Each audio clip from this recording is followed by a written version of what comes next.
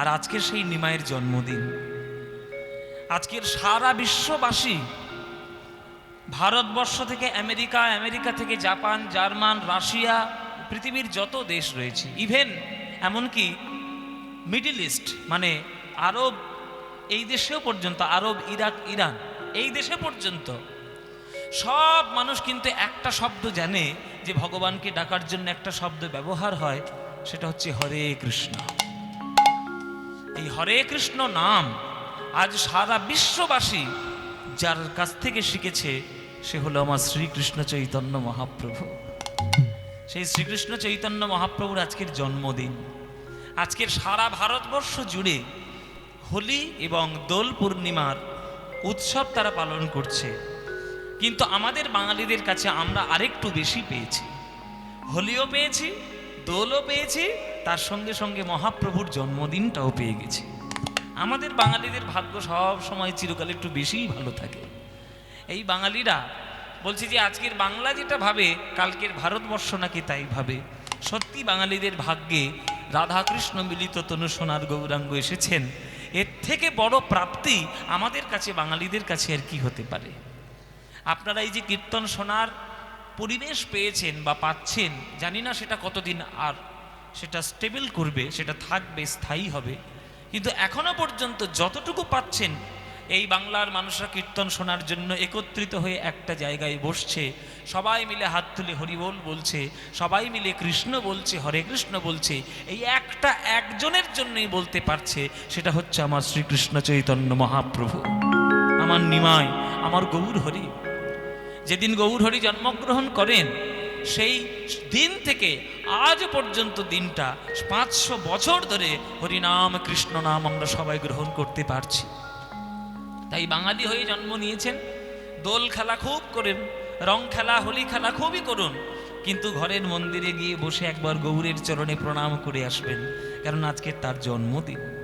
আজকের সারা বিশ্ববাসী আমরা মহাপ্রভুর জন্ম উৎসব পালন করছি। তাই বলছে আমার পদকর্তা, তিনি বলছেন যে কলি তিমির আকুল অখিল লোক হেরি গোরার বদন চাঁদ পরকাশ।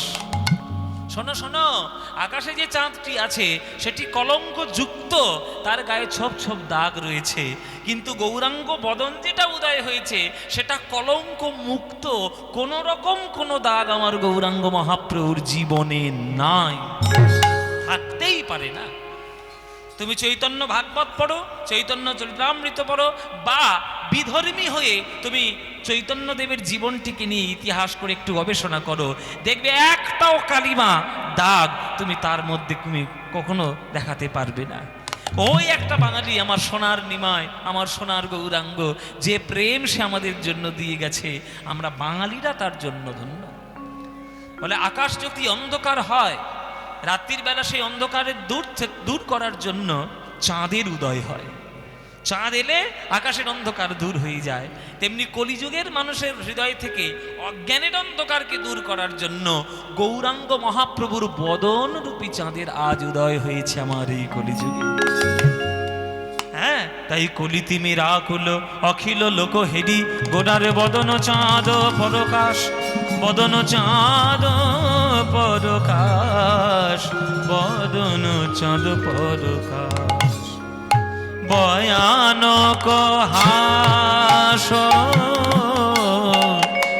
সুধাকর বরিশনে,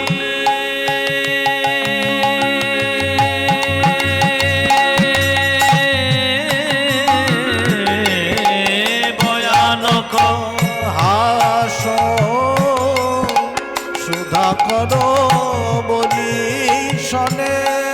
অগো জগ জন, অগো জগ জন তাপ বিনাশ, জগ জন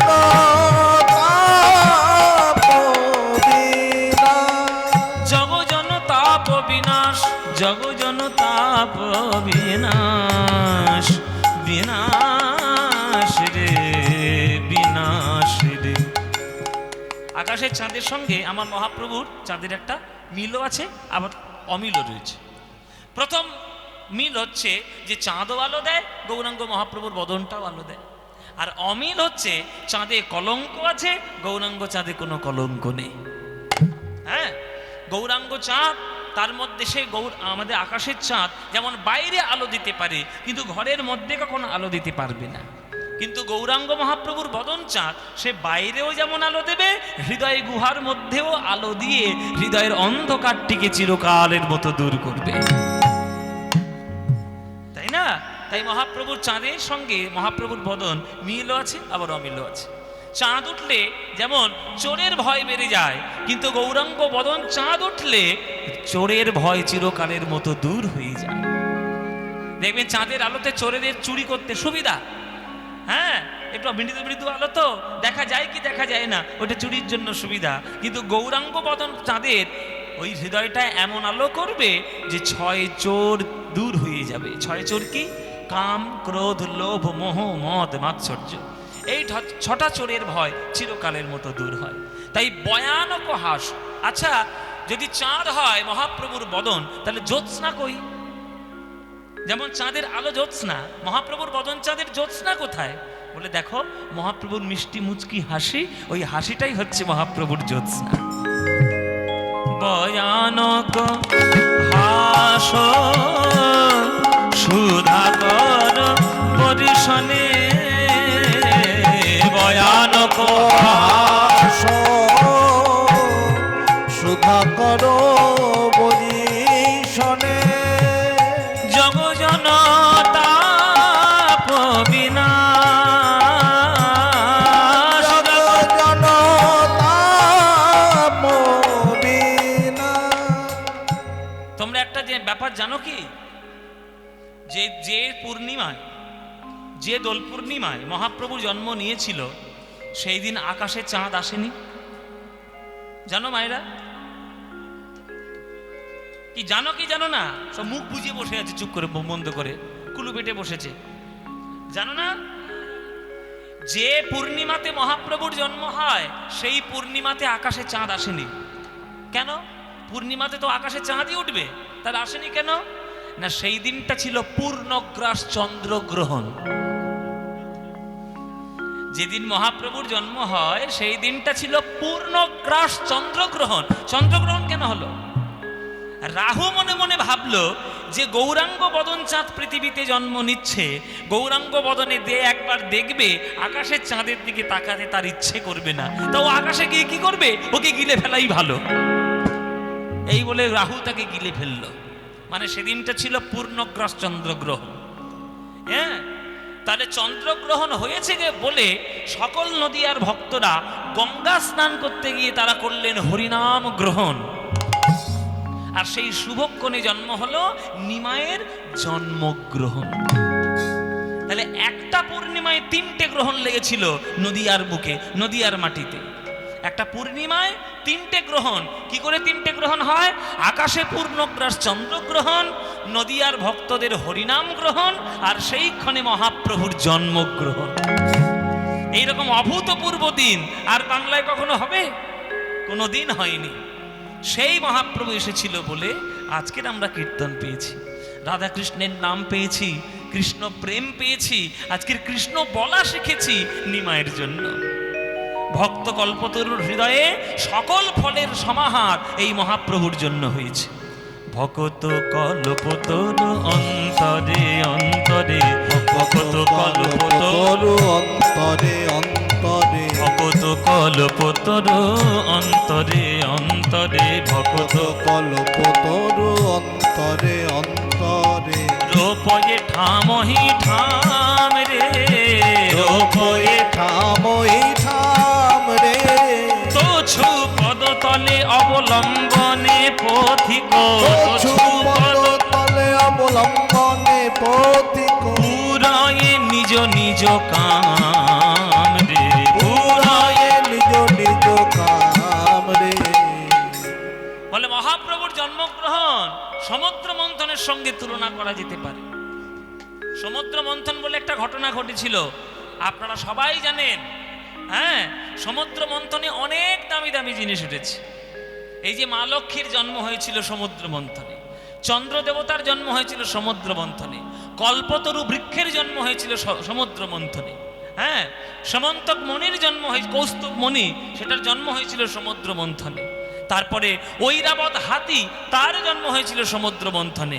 অমৃত জন্ম নিল সমুদ্র মন্থন। কত ভালো ভালো জিনিস। ধন্বন্তরীর জন্ম হয়েছিল সমুদ্র মন্থনে। এই যে রোগ আমাদের সমস্ত কিছু হচ্ছে, তার ওষুধ যিনি তৈরি করেন, যে দেবতা ধন্বন্তরী, সেই ধন্বন্তরীর জন্মও কিন্তু সমুদ্র মন্থন। হ্যাঁ, তো সেই সমুদ্র মন্থনে যেমন ভালো ভালো জিনিস উঠলো, তেমনি কলিযুগে মহাপ্রভুর জন্ম যখন হলো, পদকর্তা বলছেন তখনও মনে হয় একটা সমুদ্র মন্থন হয়েছিল, তবে একটা এই ভালো ভালো জিনিস আমরা পেলাম।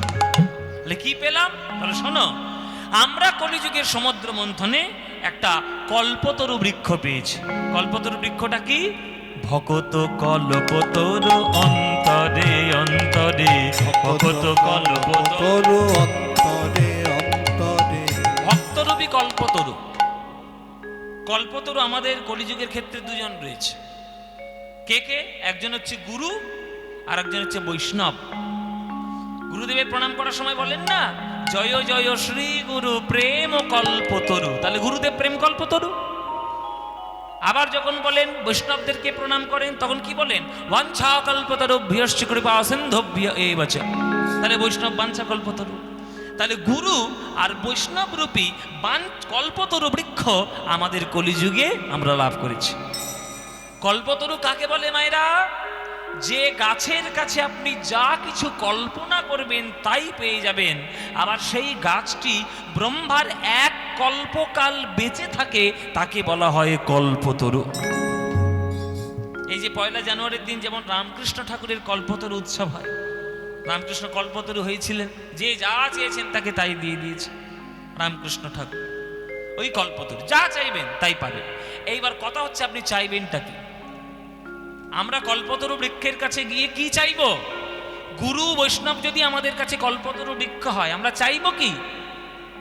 চাওয়ার একটা ভাগ আছে, আমরা চাইতেই জানি না। কি করে চাইতে হয় আমরা জানি না, ওই জন্য সাধারণ মানুষ হয়ে এই কাদার জঙ্গলে পড়ে রয়েছে, কারণ চাইতে পারি না, চাইতে জানি না কি চাইতে হয়। এই যে আপনারা যে কজন মা গান শুনছেন বা বাবারাও গান শুনছেন, সবাই আমরাও তাই, আমরাও একই গোত্রের, আমরাও আলাদা কিছু নই। আমরা সবাই ঠাকুরের মন্দিরে যাই, এই বিলেশ্বর কালী মন্দির বলুন, আর দক্ষিণেশ্বরের কালী মন্দির বলুন, আর নবদ্বীপের গৌর মন্দির বলুন, সবাই আমরা মন্দিরে যাই। আমরা নিজেদের সুখের জন্য সব কিছু চেয়ে আসি, দেখবেন। হ্যাঁ কি না? ভুল বলছি না ঠিক বলছি ভাইরা? ঠাকুর আমার যেন 2 তলা বাড়িটা 5 তলা হয়ে যায়, আমার যেন 2 বিঘে জমি 10 বিঘে হয়ে যায়, আমার 1 কোটি টাকা যেন 50। শুধু নিজের চাহিদা, টাকা দাও, পয়সা দাও, চাকরি দাও, ব্যবসা দাও, বাণিজ্য দাও, সুখ দাও, স্বাচ্ছন্দ্য দাও, এসি ঘর দাও, 1 কোটি টাকা দামের গাড়ি দাও, শুধু নিজের সুখের জন্য ভগবানের কাছে গিয়ে বসে। এইটা যতদিন করবেন, ভগবান আপনার থেকে দূরত্ব ততটাই বজায় রাখবেন। এইটা যেদিন বন্ধ করবেন, সেই দিন ভগবান আপনার কাছে আসতে শুরু করবেন ধীরে ধীরে। কেননা আপনি চাইছেন মানে আপনি ভগবানকে ভালোবাসেন না, আপনি ভগবানের সঙ্গে ব্যবসার সম্পর্ক তৈরি করেছেন। গিভ অ্যান্ড টেক পলিসি, তুমি দাও আমিও তোমায় পুজো দেব। গিভ অ্যান্ড টেক পলিসি দিয়ে ভগবানের ওই সবগুলো পাওয়া যায়, ভগবানের প্রেম পাওয়া যায় না। পাওয়া যাবে? জীবনে পাবেন না। তাই কল্পতরু বৃক্ষের কাছে সবকিছু চাইতে হয়, কিন্তু যেটা চাইলে জীবনের উন্নতি হয় সেটাই হচ্ছে প্রধান চাওয়া। কি চাইবেন তাহলে মায়েরা? আজ থেকে মন্দিরে যখন যাবেন, ঠাকুরের কাছে বলবেন যে হে প্রভু, হে ঈশ্বর, তুমি আমার একটা সুস্থ জীবন দিয়েছ, সুস্থ মস্তিষ্ক দিয়েছ, সুস্থ দেহ মন প্রাণ দিয়েছ। জগতে যেটুকু অধিকার করার দরকার সেটা আমি আমার কর্ম দিয়ে আমি করে নেব, কিন্তু তোমার কাছে ওই সব আমার চাওয়ার কিছু নেই। তোমার কাছে যদি আমার চাইতেই হয়, তুমি শুধু তোমার চরণের অফুরন্ত প্রেম ভক্তি প্রদান করো, আর কিচ্ছু আমি চাই না। এটা যেদিন চাইবেন সেই দিন ভগবান আপনার কাছে আসবে, নইলে ভগবান দূরত্ব বজায় রাখবে। ভকত কল্পতরু অন্তরে অন্তরে, ভকত কল্পতরু অন্তরে অন্তরে। রূপয়ে ঠামহি ঠাম রে, রূপয়ে ঠামই ঠাম রে। ভগত ছুপদ তলে অবলম্বনে পথিক, ছুপদ নিজ কাম রে, ফুরায়ে নিজ নিজ কাম রে। ওগো তাদের মন আশা হলো পুরাণ, আশা হলো পুরা, কল্পতরুর লয়ে শরণ, মন আশা হলো পুরাণ। কল্পতরুর লয়ে শরণ, মন আশা হলো পুরা। কথা আছে, কল্পতরুর লয়ে শরণ। একটা লোক এই গরমকালে দুপুর বেলায় একটা লোক এই কাদার বিল দিয়ে হেঁটে হেঁটে যাচ্ছে বসিরহাট। তোমাদের গল্প বলি শোনো। কাদার বিল দিকে হেঁটে হেঁটে যাচ্ছে বসিরহাট। তখন এই রাস্তাটাও হয়নি, তখন বসিরহাটের ব্রিজও হয়নি, অনেকদিন আগেকার কথা। একটা লোক যাচ্ছে, সেইখানে যেতে যেতে হঠাৎ রাস্তার মধ্যে খুব গরম লেগেছে, প্রচন্ড গরম লেগেছে। তা প্রচন্ড গরম লেগেছে বলে দূরে একটা গাছ দেখতে পেয়ে সেই গাছের তলায় গিয়ে বসেছে। ওহ বাপরে বাপ, বাঁচলা, এবার হাঁপিয়ে উঠলাম, আবার হাঁপাচ্ছে হাঁপাচ্ছে, গাছের তলায় বসে বসে হাঁপাচ্ছে। হাঁপাতে হাঁপাতে মনে মনে ভাবছে, বাপরে এত গরমে কষ্ট হচ্ছে, একটা গ্লাস যদি কেউ জল দিত তাহলে একটু আমার খেয়ে আমি পান করে একটু তৃষ্ণা নিবারণ করতাম। সঙ্গে সঙ্গে সোনার গ্লাসে এক গ্লাস জল সামনে। এই জলটা কে দিল? সব পুনাসি গাছে ভূত টুত আছে নাকি রে বাবা? বাবা যে গাছের তলায় বসেছে সেই গাছটা কল্পবৃক্ষ, সে জানে না। সেই গাছটাই কল্পতরু, ও জানে না। জল চেয়েছে, জল চলে এসছে। জল খাওয়ার পর মনে মনে ভাবছে, জলটা তো খেলাম, অনেকক্ষণ ঘর থেকে বেরিয়েছি, বড্ড খিদে পেয়েছে, আলু সিদ্ধ ভাত যদি কেউ দিত রে বাবা, একটু খেয়ে শান্তি পেতাম। সঙ্গে সঙ্গে 10 রকমের তরকারি আর ভাত সব পেয়ে গেল। এবার ভাত টাত খেয়ে নিয়ে মনে মনে ভাবছে, এই খাওয়া খেয়ে আর কি বাইরে যাওয়া যায়, এখানে একটু বিশ্রাম করে নিলেই ভালো হতো, যদি কেউ একটা 17 ইঞ্চি বিছিয়ে দিত। সঙ্গে সঙ্গে একটা সোনার খাট, খাটের ওপর শুয়ে শুয়ে মনে মনে ভাবছে, ওহো এত সুন্দর নরম বিছানা, হ্যাঁ এত দূর হেঁটে হেঁটে আসছি, পায়ে একেবারে যন্ত্রণায় কাহিল হয়ে গেল, কোনো সুন্দরী রমণী এসে যদি একটু চরণ সেবা। এইরকম তার মনের বাসনা। সঙ্গে সঙ্গে আকাশ থেকে একটা পরী নেমে এসে, হ্যাঁ নাচ পরী নেমে এসে চার চরণ সেবা করছে। দেখুন কামনা কেমন বাড়ছে দেখুন। প্রথমে জল থেকে শুরু করে যে এখন সুন্দরী রমণী পর্যন্ত ঠেকেছে। এরপরে যে আর কি কি চাইবে তার কোনো ঠিক নেই। জল চাইলো, জল পেলো, ভাত চাইলো, ভাত পেলো, বিছানা চাইলো, বিছানা পেলো, সুন্দরী রমণী চাইলো, রমণী পেয়ে গেল। হঠাৎ তার কি করতে মনে উঠেছে, বলে বাবা এত সুন্দরবন এলাকা, এইখানে যদি একটা রয়্যাল বেঙ্গল টাইগার আসে। যেই ভেবেছে রয়্যাল বেঙ্গল টাইগার সবটি একটা আগে উড়ে এসে নেমে এসে আলম করে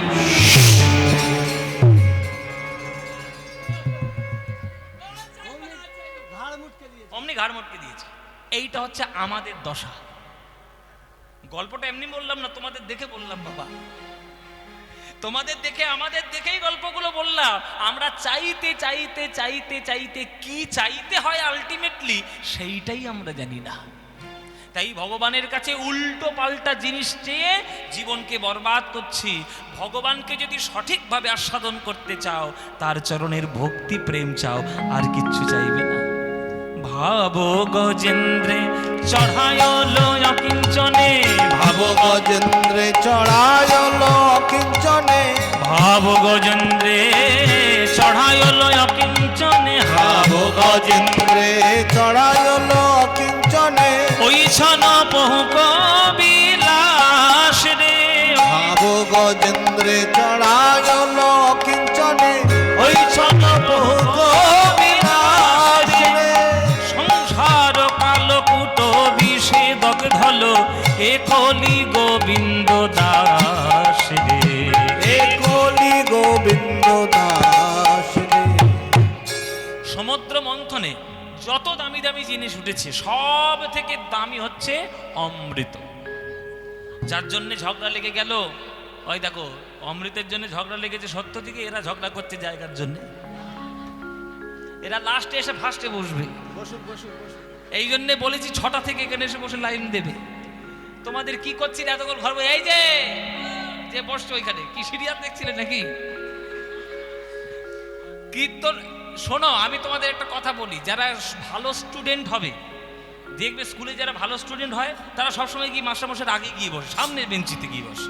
আমি চিরকাল আমার 1 থেকে 12 পর্যন্ত আমি ফার্স্ট বেঞ্চির ছেলে বাবা। ও মায়ের আমি চিরকাল ফার্স্ট বেঞ্চি, বাড়িতে সকালবেলা না খেয়ে বেরিয়ে যেতাম ওই ফার্স্ট বেঞ্চিটা ধরবো বলে। যারা ভক্ত হবে, তোমরা যে পিছনে বসেছি সে যে ভক্ত নয় তেমন নয়, কিন্তু তার সবসময় চেষ্টা থাকবে যে সবাই ছুটে এসে কি করে কীর্তনের সামনে গিয়ে বসবে। আপনাদের বলে দিই, যত কীর্তনিয়ার সামনে ঘিরে বসতে পারবেন তত ভাবের আদান প্রদান তত ভালো হবে, তত বেশি হবে। কীর্তনিয়ার থেকে যত দূরে থাকবেন ভাবটাও তত দূরে থাকবে। এই যে তোমরা দূরে বসে আছে, দূরে বসবে না, কীর্তনের ঘিরে ঘিরে বসবে, তবেই কীর্তনের মুখের দিকে তাকিয়ে ওই সুধারসটা একদম ডিরেক্ট তোমার কাছে আসবে।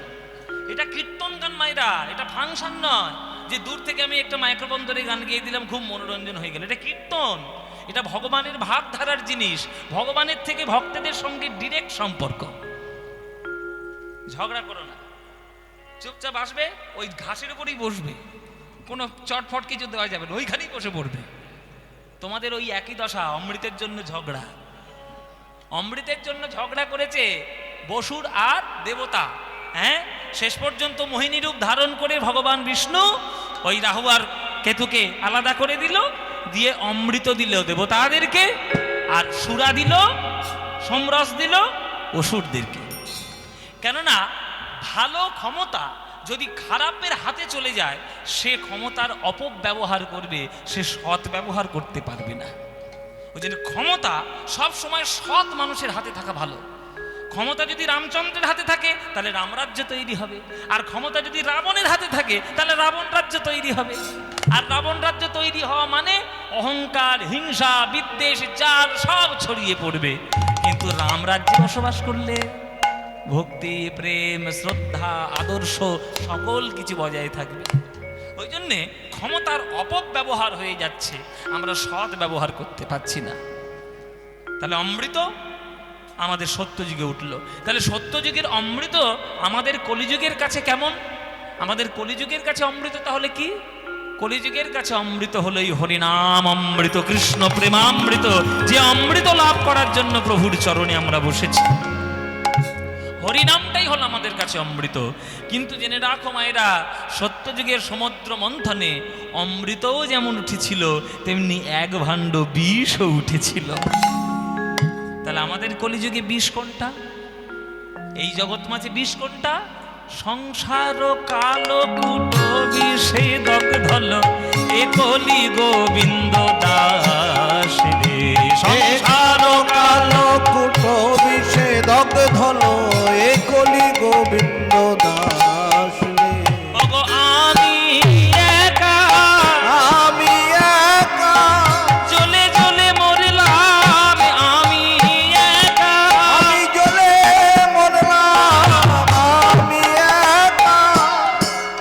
এখানে যারা গান শুনছো কেউ একজন হাত তুলে বলো, বাবা আমি সংসার করছি, জীবনে একটাও কখনো দুঃখ পাইনি। বলতে পারবে কেউ? আমিও হাতটা গুটিয়ে নিয়েছি ওই জন্য পিছনে, আমি জানি আমাকে আগে তোমরা ধরবে। আপনারা যেমন জ্বালায় জ্বালায় জ্বলে মরছেন, আমিও জ্বালায় জ্বালায় জ্বলে মরছি। তোমরাও জ্বলছো, আমরাও জ্বলছি, অথচ সেই জ্বলার সংসারেই আমরা পা বাড়ানোর জন্য পিপিলিকার ন্যায় উড়ে বেড়াচ্ছি। পিপিলিকা, হ্যাঁ, পিপিলিকার ডানা উঠে, পিপিলিকার ডানা ওঠে কখন? পিপিলিকার ডানা ওঠে মরিবার তরে, যখন দেখবেন বর্ষাকালে পিঁপড়ের ডানা ওঠে, আর আগুন দেখলেই তারা হঠাৎ করে গিয়ে উপড়ে গিয়ে পড়ে। কেন? তারা ভেবেছে ওইটা আমাদের সুখের জগৎ, বেশ জল জল করছে, কিন্তু ওখানে যে পুড়ে মরতে হবে সেটা আমরা জানি না, সে বুঝি না। আমরাও তেমনি, এই সংসারটা দাউ দাউ করে জ্বলছে, এই দাউ দাউ করে সংসার জ্বলছে, কিন্তু আমরা পিঁপড়ের মতো গিয়ে উড়ে পড়ছি ওই সংসারেই। এইটাই আমাদের কাছে জ্বালা। তাহলে কি হবে? ওই সংসার রূপী জ্বালা থেকে বাঁচবো কি করে? সংসার কালো কুটো বিষে দগ্ধল, এ কলি গোবিন্দ দাস রে। এ কলি গোবিন্দ দাস রে।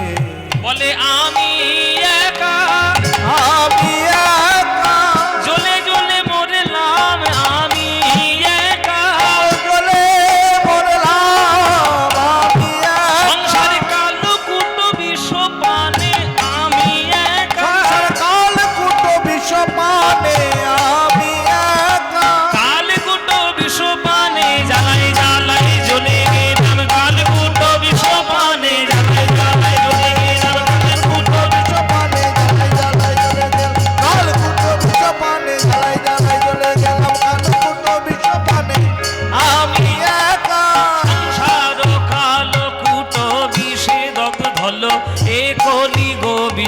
দাস রে, এ কলি গোবিন্দ দাস রে।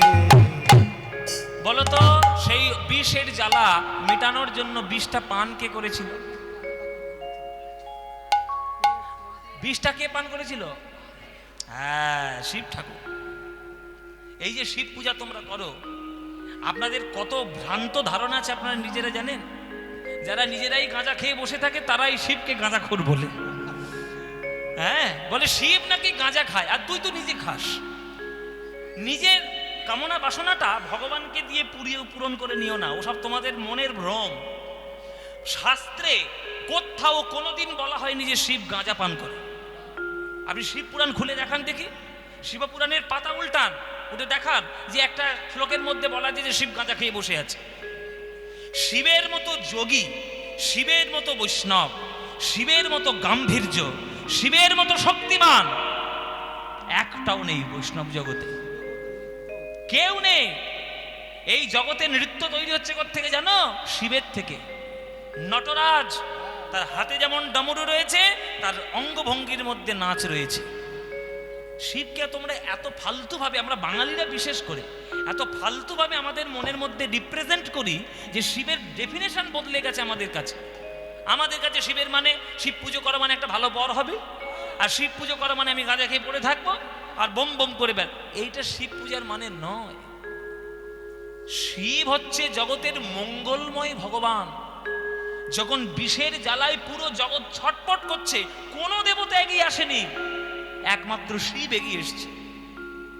মানে কত বড় দেবতা হলেও তারা স্বার্থপর, জগতের জন্য তারা প্রাণ দিতে তারা রাজি নয়, কিন্তু শিব রাজি। ওই জন্য বলেছে বৈষ্ণব জানে তো তেনে কহিয়ে যে পীড় পরায়ে জানে রে। কাকে বলবেন বৈষ্ণব? যে পরের দুঃখে নিজের জীবনকে উৎসর্গ করে দিতে পারে, সেই হচ্ছে প্রকৃত বৈষ্ণব, সেটা শিব। শিব তাই সেই বিষ পান করলো, কিন্তু মরল তো না, তো মরল তো না। শিব কি মরে গেছিল বিষ পান করে? মরেনি। কেন মরেনি? না, যেহেতু সে দেবতা, অমৃতের এক ভাগ তার খাওয়া হয়ে গেছিল। আরে অমৃত তো খেয়ে নিয়েছে, অমর হয়ে গেছে, বা সে যতই বিষ পান করুক না কেন, সে কি আর মরবে? কিন্তু বিষের জ্বালা, গলা নীল হয়ে গেল, পেটের মধ্যে পড়ে ছটপট করছে, এত তীব্র বিষ। সেই বিষের জ্বালা মেটানোর জন্য স্বয়ং মা দুর্গা এলেন। কি রূপ ধরে? তারা মা রূপ ধরে, তারিণী রূপ ধারণ করে, স্ত্রী হয়ে নিজের স্তনদুগ্ধ পান করিয়ে তবেই সেই শিবের জ্বালার অঙ্গ জ্বালা দূর করেছিল মাতৃরূপে। তাই স্ত্রী যে কেবলমাত্র স্ত্রী তা নয়, এই দুর্গার চরিত্র দেখো যে শিব এমন জ্বালায় জল ছটপট করছে, সেই জ্বালাটাকে রক্ষা করার জন্য মা তার সুধাধার শিবকে দিয়েছে। আমাদের ভারতবর্ষের শাস্ত্রের দর্শন যেসব বোঝে না, যারা বোঝে না, মূর্খের থেকে আর কিছু নয়। একটা শাস্ত্র, একটা বই পড়তে গেলে ভেতরে দর্শনগুলো পড়তে হবে। এমনি এমনি শুধু ওই লোকাচারে পুজো করলে হবে না। তাই শিব মঙ্গলময়। আমরা কি বলি? সত্যম শিবম সুন্দরম। শিবের মতো সত্য কেউ নাই, শিবের মতো মঙ্গলময়ও কেউ নাই, আর শিবের মতো সুন্দরও কেউ নাই। তার শিব ঠাকুর যেমন জগতের কল্যাণের জন্য অমৃত পান করার পরে তবে বিষ পান করেছিল, তাই সে মরেনি। আমরা তত্ত্বে জানতে পারলাম যে সংসারটাও নাকি জ্বালায় জ্বালায় বিষের মতো সমান। তাহলে এই সংসার জ্বালা থেকে আমরা নিবৃত্তি পাবো কি করে? কি করে নিবৃত্তি পাবো? তাই সংসারে জ্বালা পান করার আগে, সংসারে বিষ পান করার আগে একবার অমৃতের ধারা বদনের মধ্যে নিয়ে নাও। তাহলে অমৃতের ধারা কোথায় পাবে? বৈষ্ণবের কাছে পাবে। শিব হলো বৈষ্ণব, তাহলে বৈষ্ণবের কাছে অমৃত ধারা রয়েছে। হ্যাঁ, তাহলে অমৃত ধারা কোথায় পাবে? গুরুর চরণ আশ্রয় করো, বৈষ্ণব চরণ আশ্রয় করো। সেই গুরু বৈষ্ণবের কাছ থেকে হরিনাম কৃষ্ণ নাম অমৃত যদি একবারে গ্রহণ করে নিতে পারো, আর সংসারে জ্বালা কোনোদিন স্পর্শ করবে না। সবাই সংসার করার আগে হরি নামামৃত গ্রহণ করে নাও প্রাণ ভরে, তাহলে দেখবে আর সংসারের জ্বালা কখনো তোমায় স্পর্শ করতে পারবে না। যেখানেই থাকবে, যেভাবেই থাকবে, যে অবস্থাতেই থাকবে, কুঁড়ে ঘরে থাকো আর এসি ঘরে থাকো, যেখানেই যেমন ভাবে থাকো, সকল পরিস্থিতিকে সমান বানিয়ে নেবে।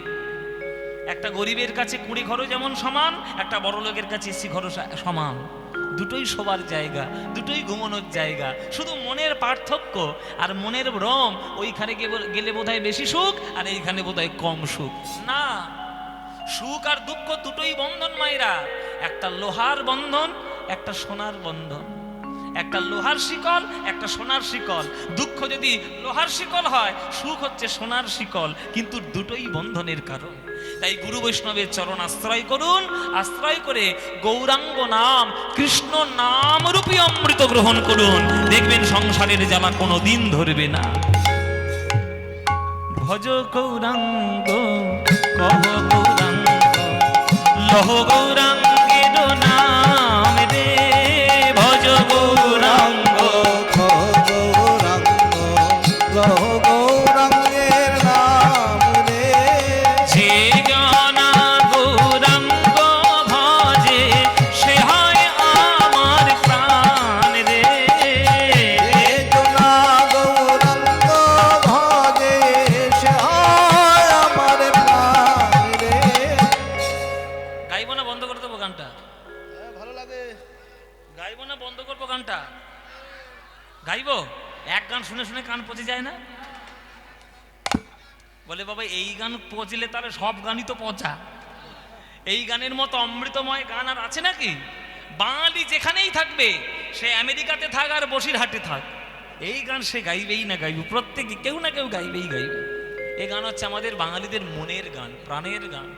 হ্যাঁ, তাহলে ভজ গৌরাঙ্গ, কহ গৌরাঙ্গ, লহ গৌরাঙ্গের নাম রে।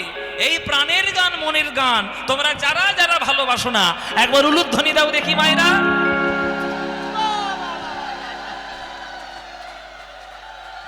আবার শুরু করেছে। সিরিয়াল দেখেছে, সিরিয়াল দেখেছে। ভক্তি একবারে উপচে পড়ছে। কি বলেছি, কি করে কানে ঢুকেছে যে কথাটা বলেছি। আমি বলেছি যাদের যাদের এই গানটা ভাল লাগে না, তারা উলুধ্বনি দাও। উলুধ্বনি দিচ্ছে।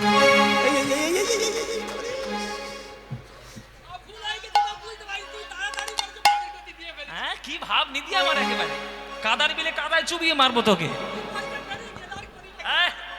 ও মায়েরা, কি তোমাদের সর্বনাশ করলো তো? করেছো সর্বনাশ।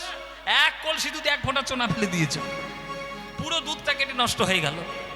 কি হলো?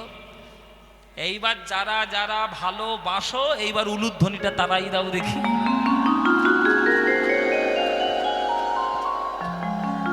হ্যাঁ, ভালোবাসে, ভালোবাসে।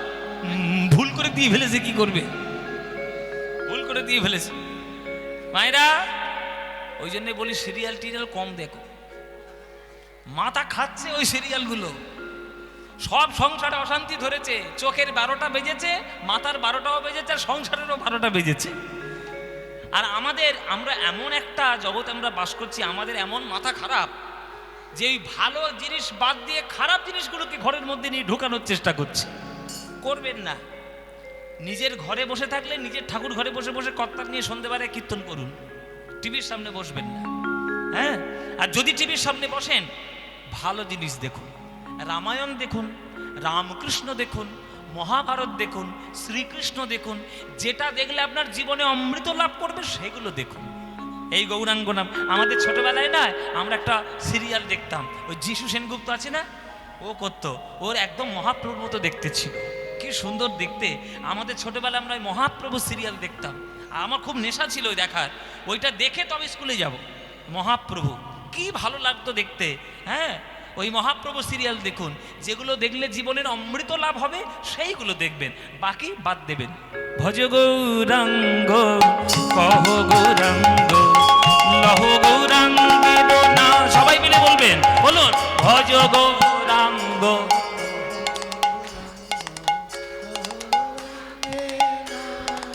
হ্যাঁ, যে জনা গৌরাঙ্গ ভজে, সে হয় আমার প্রাণ রে। বলো, যে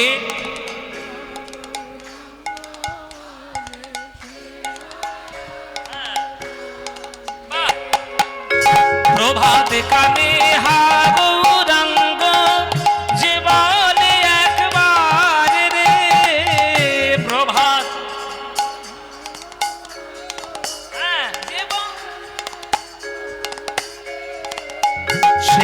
জন আমার হয়, আমি হই তার রে।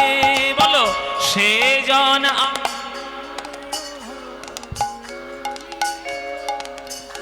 এবার হাত তুলে বলুন ভজ গৌরাঙ্গ।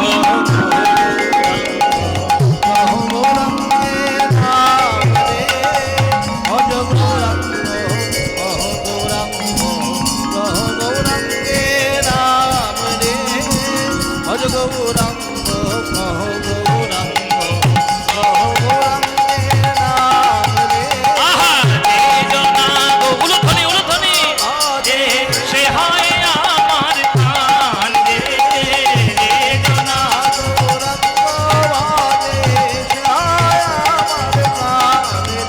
আহা ভজ গৌরাঙ্গ উলুধ্বনি হরি বল বিদায় গৌর হরি। ভজ গৌরাঙ্গ কহ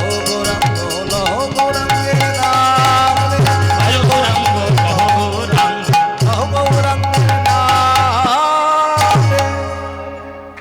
বলো আনন্দ হয়েছে কিনা? হয়নি? এই আনন্দ আর পাবে কোথাও? এই কীর্তন ছাড়া এই আনন্দ নেই। প্রত্যেক বছরই কাতার বিলে কীর্তন শুনতে হবে। শুনবেন? প্রতি বছর শুনবেন? সত্যি করে বলছেন? সবাই আসবেন প্রতি বছর? ব্যাস আপনারা এলেই আনন্দ হবে। হ্যাঁ বেঁচে থাকবে না? ঠিক বেঁচে থাকবে। মরবে? আমার বলার আগে যদি মরেছো তোমাকে ওইখানে মেরে ফেলবো আমি। আমি যেদিন বলবো সেদিন মরবে। দেখুন হ্যাঁ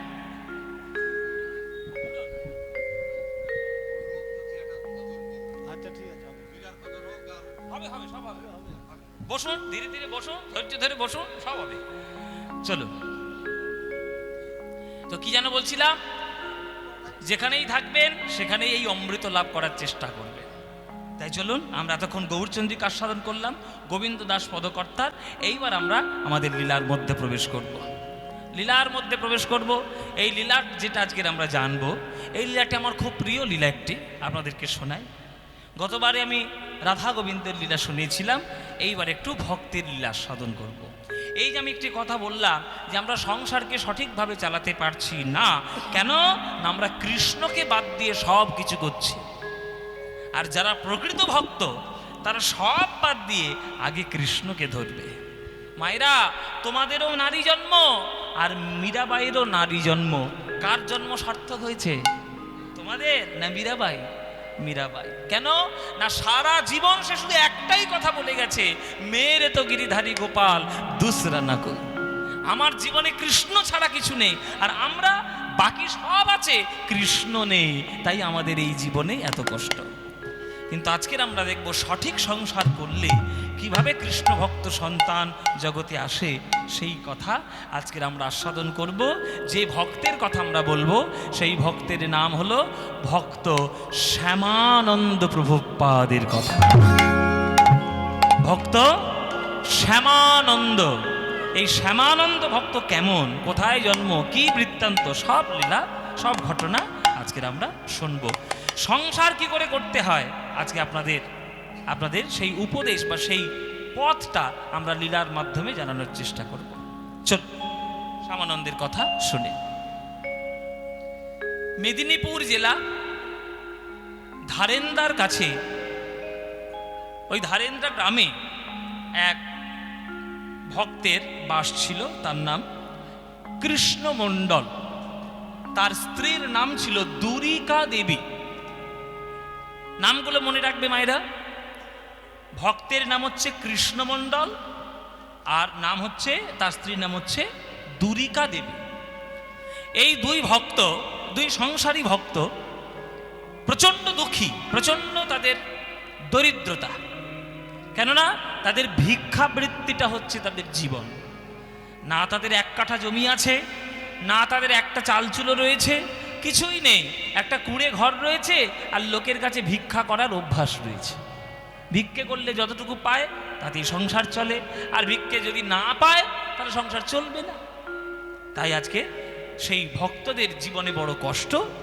সেই ভক্ত আজকে কৃষ্ণ মণ্ডল ভগবানের নাম কীর্তন শুনছে, কীর্তনিয়াদের কাছে নাম কীর্তন শোনে, কিন্তু তার মনে মনে একটা কষ্ট, যে কৃষ্ণ আমি শুনেছি ভক্তদের কখনো কষ্ট দেয় না, কিন্তু আমার কেন জীবনে এত কষ্ট? কেন আমার ভিক্ষা বৃত্তি করে জীবন যাপন করতে হয়? কেন তুমি আমায় এত দুঃখ দিলে ঠাকুর? আমি ভিক্ষা করে আমি জীবন যাপন করব? লোকের দুয়ারে ভিক্ষে পেলে তবেই খেতে পাবো, আর ভিক্ষে না পেলে সেদিন অভুক্ত থাকতে হবে। এই জবাবদিহিটা কে করবে? যার কাছে গায়ে চাইলে বিচার হবে, আমি তার কাছে গিয়ে আজকে জবাবদিহি চাইব যে কেন আমার জীবনে এই কষ্ট তুমি দিয়ে রেখেছ। সে কে? মেদিনীপুরের কাছাকাছি হচ্ছে পুরী ধাম। মেদিনীপুর থেকে উড়িষ্যা কিন্তু খুব বেশি দূর নয়, আমাদের থেকে উড়িষ্যা একটু দূরে, কিন্তু পশ্চিম মেদিনীপুর থেকে উড়িষ্যা বেশি দূর নয়। তো সেই উড়িষ্যার পুরী ধাম, সে জগন্নাথ ক্ষেত্রে চলেছে বন্ধু বান্ধবদের সঙ্গে। আজকে জগন্নাথের কাছে জবাবদিহি করবে বলে যে তার জীবনে কেন এত দুঃখ, তার জীবনে কেন এত দুঃখ, এটা জবাবদিহি করব জগন্নাথের কাছে। এই জগন্নাথের কাছে জানতে যাচ্ছে যে কেন প্রভু আমার জীবনে এই দুঃখ দিলে। চলুন, সেও যখন জগন্নাথের কাছে যাচ্ছে, আমরাও একটু জগন্নাথের কাছে যাই সবাই মিলে। আপনারা এখানে যারা গান শুনছেন, পুরীতে কারা কারা গিয়েছেন হাত তুলুন। পুরী কারা গিয়েছেন? সবাই গিয়েছে, সবাই। ও সবাই গিয়েছে, হাত নামাও, নামাও হাত। সবাই গিয়েছে, আমার জানা আছে। এই বাঙালিরা পুরীতেই বেশি যায়, খেয়ে দিয়ে কাজ নেই পুরীতে যায়। তা যাও ভালো, কিন্তু পুরীতে যাওয়া মানে সমুদ্রের জলে আছাড় খাওয়া নয়। বেশিরভাগ বাঙালিরা ওইটাই করতে যায়, সমুদ্রের জলে আছাড় খায় আর অখাদ্য কুখাদ্য খেয়ে সমুদ্রের পাড়ে পড়ে থাকে। এটা পুরীতে যাওয়া নয়। পুরীতে যাওয়া মানে হচ্ছে জগন্নাথের কৃপা লাভ করা, তার আশীর্বাদ লাভ করা। চলুন আমরা পুরী যাই। জগন্নাথ স্বামী নয়ন পথগামী ভবতু মে। জগন্নাথ স্বামী নয়ন পথগামী ভবতু মে। জগন্নাথ স্বামী নয়ন পথগামী ভবতু মে। জগন্নাথ স্বামী নয়ন পথগামী ভবতু মে। সবাই করজোরে উলুধ্বনি দেবেন। কদাচিৎ কালিন্দিতট বিপিন সঙ্গীত তরল মুদাভিরিনারী বদন কমল স্মাদ মধুপ রমা ব্রহ্মা শিব সূর গণেশার্চিত পদ জগন্নাথ স্বামী নয়ন পথগামী ভবতু মে। জগন্নাথ স্বামী নয়ন পথগামী ভবতু মে। জগন্নাথ স্বামী নয়ন পথগামী ভবতু মে। আবার অনুধ্বনি। মহাম্ভবৈস্তীরে কণকরুচিরে নীল শিখারি বসন প্রসাদান্ত সহজ বলভদ্রেণ বলীনা মধ্যস্থ সুভদ্র সকল সূর্য সেবাম সরদো জগন্নাথ স্বামী নয়ন পথগামী ভবতু মে। জগন্নাথ স্বামী নয়ন পথগামী ভবতু মে। জগন্নাথ স্বামী নয়ন পথগামী ভবতু মে। জগন্নাথ স্বামী নয়ন পথগামী ভবতু মে। জগন্নাথ স্বামী নয়ন পথগামী ভবতু গরি গম গরি গরি গম গম গরি গম পম গম গরি গম পম গরি গম গনি নি নি নি দ পম দ পম গম গম পদ নি নি নি নি নি নি নি নি নি নি পানি নি পানি নি পানি পানি জনি জনি জনি জনি জনি দ পম দ পম গম পদ নি নি জনি জ গম পদ নি নি জনি জ দ গম পদ নি নি দ জ। জগন্নাথ স্বামী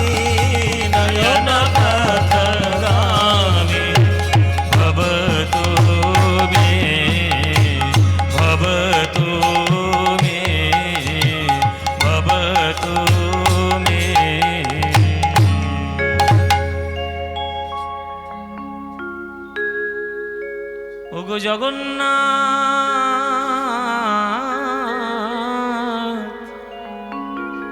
সবাই হাত জোড়ে করে বসুন। জগন্নাথের কাছে কি চাইতে হয়? আজকে জগন্নাথের কাছে ভক্ত গিয়েছে কৃষ্ণমণ্ডল। কৃষ্ণমণ্ডল গিয়ে জগন্নাথের মুখের দিকে তাকিয়ে আছে। বন্ধুরা বলছে, কিরে তাকিয়ে আছিস কেন? কিছু চাইবে বলে তো এলি? তাকিয়ে রয়েছে।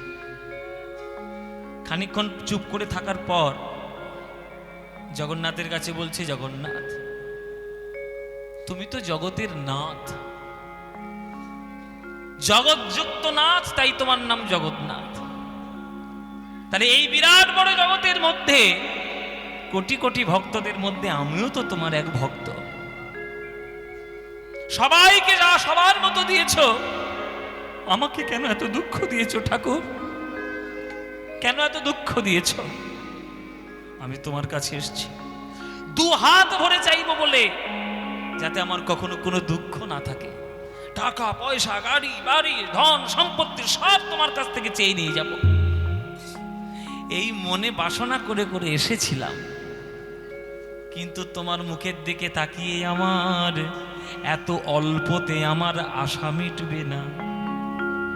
আমার লোভ আরো বেড়ে গেছে, আমার লোভ আরো বেড়ে গেছে, আমার চাহিদা আরো বেড়ে গেছে। ওই সামান্য টাকা পয়সা চেয়ে তোমার কাছে আমি মন খারাপ করব না। ওগো জগন্নাথ,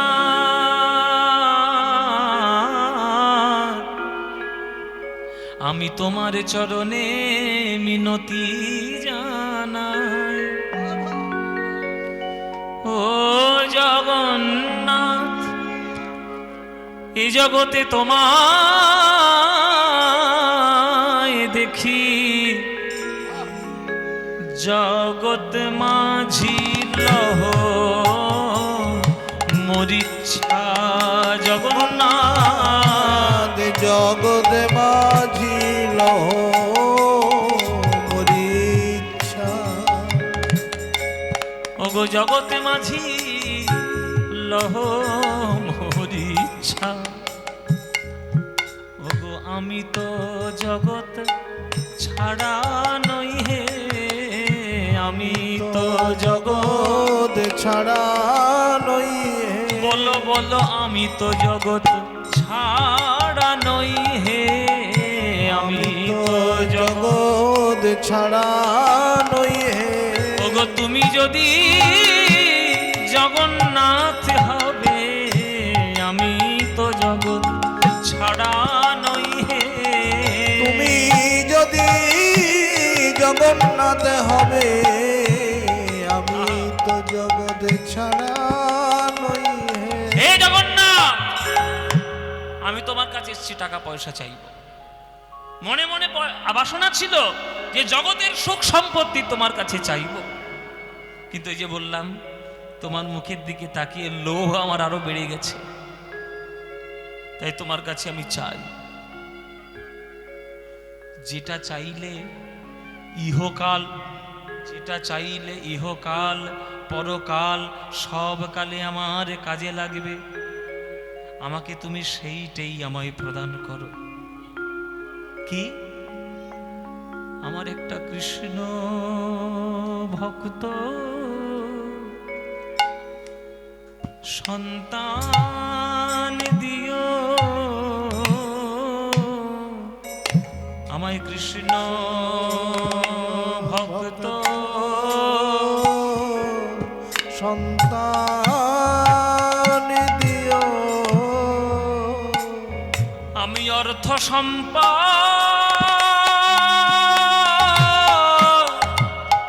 আমি চাই না জগন্নাথ, আমায় একটা কৃষ্ণ ভক্ত সন্তান দিও। আমি কৃষ্ণ ভক্ত সন্তান দিও। পাশের থেকে বন্ধু বলছে, এই কি চাইছিস কি জগন্নাথের কাছে? তুই তাহলে টাকা পয়সা চাইবি বলে আর এখানে এসে তুই এই যে ছেলে মেয়ে যাইতে শুরু করেছিস। ছেলে মেয়ে চাস না, ছেলে মেয়ে চাস না, ওরে বুড়ো বয়সে তোকেই দেখবে না, যত পারিস পয়সা চেয়ে নে। তখন কৃষ্ণমণ্ডল বলছে, হে জগন্নাথ, আমার বন্ধু তো জানে না যে পুত্র তার ভগবানের চরণে মন প্রাণ সমর্পণ করে সে তার পিতা মাতাকে কখনোই অসম্মান করতে পারে না। আস্তে কথা নয় মায়েরা, প্রহ্লাদ বলে একটা ভক্ত ছিল জানো? প্রহ্লাদের নাম শুনেছে তো?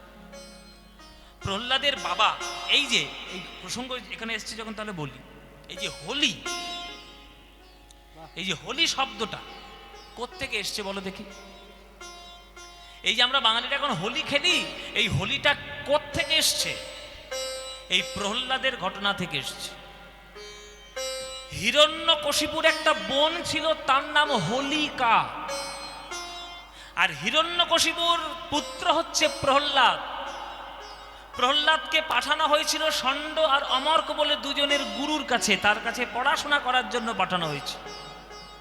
কিন্তু যেখানে পড়াশোনা করতে পাঠানো হয়েছে প্রহ্লাদ তাদেরকেই গিয়ে হরিভজন গান তাদের শিখিয়ে দিয়েছে। এই গুরুদেবরা ফেরত পাঠিয়ে দিয়েছে যে তোমার ওই ছেলে থাকলে আমার আশ্রম বড় অমঙ্গল হয়ে যাবে। আমরা পড়াশোনা করানোর চেষ্টা করছি আর তোমার ছেলে হরিভজন করানোর চেষ্টা করছে, তোমার ছেলেকে রাখা যাবে না মহারাজ, নিয়ে যাও। তখন হিরণ্যকশিপু আরো ডেকে গেলেন, কেননা ছোটবেলা থেকে প্রহ্লাদ ছিল বিষ্ণু ভক্ত, হরি ভক্ত। হরিকে সে জীবনের প্রধান পথিক, প্রধান আদর্শ, প্রধান জ্যোতি বলে সে মেনে নিয়েছিল। আর সেই বিষ্ণু বিদ্বেষী হিরণ্যকশিপু প্রহ্লাদকে মারার জন্য হাজার রকমের চেষ্টা করেছে। কখনো তাকে সাপের কামড় দিয়েছে, কখনো তাকে বিষের বাটি দিয়েছে, কখনো বুকের উপরে পাথর বেঁধে সমুদ্রের জলে ফেলে দিয়েছে, কিন্তু কোনো কিছুতেই প্রহ্লাদকে বধ করা যায়নি। তখন হিরণ্যকশিপুর একটা বোন ছিল, তার নাম হোলিকা।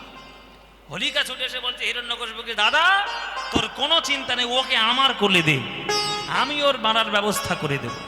কেন, কি করে পারবি তুই? এই হোলিকা ব্রহ্মার বরে ওর একটা আশীর্বাদ ছিল যে অগ্নি ওকে কোনোদিন স্পর্শ করতে পারবে না, অগ্নি ওকে কখনো স্পর্শ করতে পারবে না, এটা বর ছিল। কিন্তু হরিনামের প্রভাবে প্রহ্লাদকে কোলে করে নিয়ে প্রহ্লাদকে বধ করার জন্য ওই কাঠের আগুন, ওই খড়ের আগুন, নানান ধরনের আগুনের ব্যবস্থা করে ওই হোলিকা যখন আগুনের মধ্যে প্রবেশ করলো, ওই প্রবেশ করার পর দাউ দাউ করে আগুন জ্বলে উঠেছে, হোলিকা দহন হয়ে গেল, কিন্তু প্রহ্লাদের অঙ্গে একটা আঁচড়ও লাগলো। এটাকেই বলে হোলিকা দহন। ওই হোলিকা থেকে এসেছে এই হোলি। এই দিনেই ঘটনাটা ঘটেছিল, এই দিনে ঘটনাটা ঘটেছিল বলে এই দিনটাকে হোলি বলে। কিন্তু হোলির সঙ্গে রং খেলার কোনো সম্পর্ক না। রং খেলার সাথে সম্পর্ক আমাদের দোল যেটা রয়েছে, আর দোলটা হচ্ছে কৃষ্ণের এই রং মেখে ওই দোলনা দিয়ে রাধারানীর সঙ্গে দোলা, এটা দোলার জন্যই দোল পূর্ণিমা। এই হোলি যে প্রহ্লাদকে মারার জন্য শত চেষ্টা করেছে তার পিতা হিরণ্যকশিপু, তখন বলল তোর ভগবান কোথায় থাকে বল, তোর ভগবানকে আমি একবার দেখব। প্রহ্লাদ বলছে আমার ভগবান তো সব জায়গায় থাকে। বলে স্ফটিক স্তম্ভের মধ্যে তোর ভগবান আছে? বলে আছে। দেখা তোর এমন ভগবান, আমি দেখব। সেই বলে গদা নিয়ে ঘোরাতে ঘোরাতে সেই স্ফটিক স্তম্ভের মধ্যে আঘাত, সেইখান থেকে নরসিংহ ভগবান বেরিয়ে এলেন। মুক্তা সিংহের মতো, দেহটা মানুষের মতো, হাতে বড় বড় নখ, টেনে নিয়ে এলেন হিরণ্যকশিপুকে, পুরো দেশে ফেললেন আর বক্ষ বিদীর্ণ করে দিলেন। সবাইকে ভক্তির রাজত্ব দিল। প্রহ্লাদ তাকে আশীর্বাদ করছে নরসিংহ প্রভু। হরি বল, আস্তে কথাগুলো শুনে দেবেন, ফালতু কথা শুনবেন না, আন কথা অনেক শোনেন, ভালো কথা শুনুন। প্রহ্লাদকে কোলে করে নিয়ে এসে নরসিংহ বলছে, বল প্রহ্লাদ আজ তোর কি চাই, যা চাইবি তাই দেব। তখন প্রহ্লাদ করজোরে বলছে, হে নরসিংহ প্রভু, হে বিষ্ণু, হে হরি, আমি তো তোমার চরণে কিছুই চাই না, কেবলমাত্র তোমার চরণের ভক্তি অফুরন্ত যেন পেতে পারি, এই বর চাই তোমার কাছে। আমার দুটো বর চাওয়ার আছে। এক বর, প্রথম বর হলো যেন অফুরন্ত ভক্তি তোমার চরণে আমার উদয় হয়। আর দ্বিতীয় বরে, যে পিতা যাকে তুমি নখ আঘাতে দিয়ে বধ করেছ, ভুল করে পিতায় আমার শাস্ত্রের মহিমা বুঝতে না পেরে তোমায় অপমান করেছে, আমি পুত্র হয়ে আমার পিতার প্রায়শ্চিত্ত করছি। আমার বাবার যেন তোমার চরণে ঠাঁই দিও। এইটা হচ্ছে বর। নরসিংহ বলছে যে যে পিতা তোকে এত অত্যাচার করলো, তুই তার কল্যাণ কামনা করছিস আমার চরণে। বলে এইটাই তো ভক্তের স্বভাব। যে ভক্ত হবে সে পরশমানিক হবে। পরশ পাথর যেমন লোহা পড়া, মোর্চা পড়া লোহা আর ভালো লোহা, দুটোর মধ্যে কোনো পার্থক্য কখনো করে না, তেমনি ভক্তরূপী পরশ পাথরের ছোঁয়া পেলে তার চরণে যে আসবে সে সোনা হয়েই তবে সে ঘরে ফিরবে। এই প্রহ্লাদ হচ্ছে পরশমানি। তাহলে বাবার যেন অসম্মান না হয়। তাহলে পুত্র যদি কৃষ্ণ ভক্ত হয়, তার পিতা কখনো তার অকল্যাণ, সে পুত্র হয়ে কখনো বাবা মার ক্ষতি চাইবে না। আমি যদি কৃষ্ণ ভক্ত হই আর আমার পুত্র যদি কৃষ্ণ ভক্ত হয়, সে কখনো আমাদেরকে অসম্মান করতে পারবে না। তাই হে জগন্নাথ, আমি তোমার কাছে কিছুই চাই না, ওই একটাই বর চাই, আমার কৃষ্ণ ভক্ত সন্তান দিও, আমায় কৃষ্ণ ভক্ত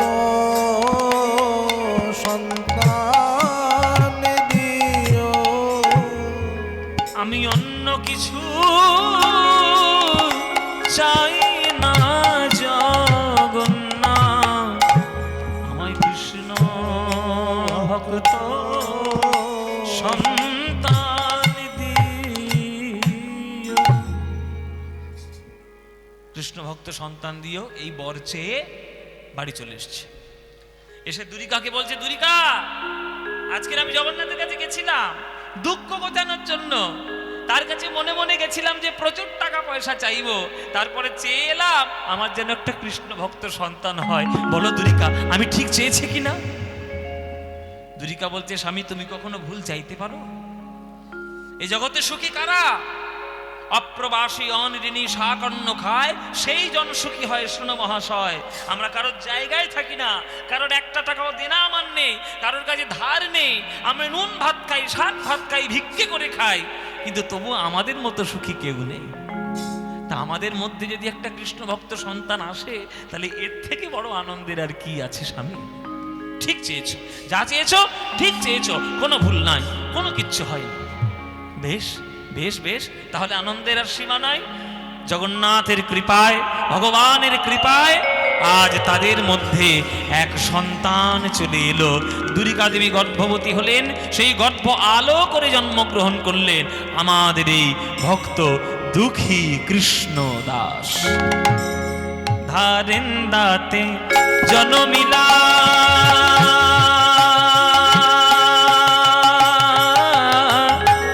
ওই দুঃখী কৃষ্ণ দাস, ধারেন দাতে হৃদয় ওর হরি বল হরি বল।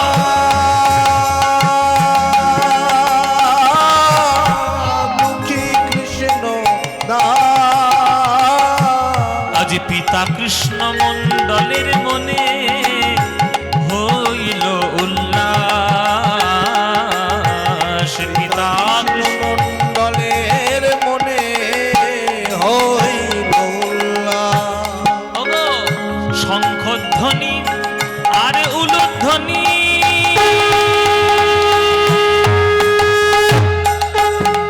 দেয় নারীগণে, প্রেমানন্দে হরি বলে ওগো যত ভক্ত নিতাই গো হরি বল হরি বল। প্রেমানন্দে হরি বলে যত ভক্ত মনে, ওগো তাদের আনন্দ আনন্দ আর ধরে না রে, ওগো তাদের আনন্দ আর ধরে না রে, তাদের আনন্দ আর ধরে না রে। এক পুত্র সন্তানের জনম হেরে তাদের আনন্দ আর ধরে না রে, পুত্র সন্তানের জনম হেরে আনন্দ আর ধরে না। ওগো তারা হরিধ্বনি সবাই করে, উলুধ্বনি সবাই করে, আনন্দ আর ধরে না রে, তারা তারা উলুধ্বনি সবাই করে, আনন্দ আর ধরে না রে, তারা শঙ্খধ্বনি সবাই করে, মুখে হরি হরি হরি বলে আনন্দ আর ধরে না রে, কৃষ্ণ কৃষ্ণ কৃষ্ণ বলে আনন্দ আর ধরে না রে, হরি হরি হরি বলে আনন্দ আর ধরে না রে। মাতা দুর্গা দেবী ওগো কহে আনন্দে, ওগো এতদিনে মোদের দূরে গেল যত নিরানন্দে, এতদিনে দূরে গেল। যত নিরানন্দ। ও মায়েরা, একটা পাড়াপড়শিতে যদি কারোর ছেলে হয় আনন্দ হয় না? হ্যাঁ আনন্দ, এই তোর আনন্দ হয়? হ্যাঁ তোর তো শুধু রসগোল্লার আনন্দ হয়। হ্যাঁ, ছেলে জন্ম নিলে রসগোল্লা, ঠিক আছে? সারা দুপুর ধরে ধরে আমার মার বাড়ি মিষ্টি খাচ্ছে, তো মিষ্টি খেয়ে খেয়ে ওর হয় না।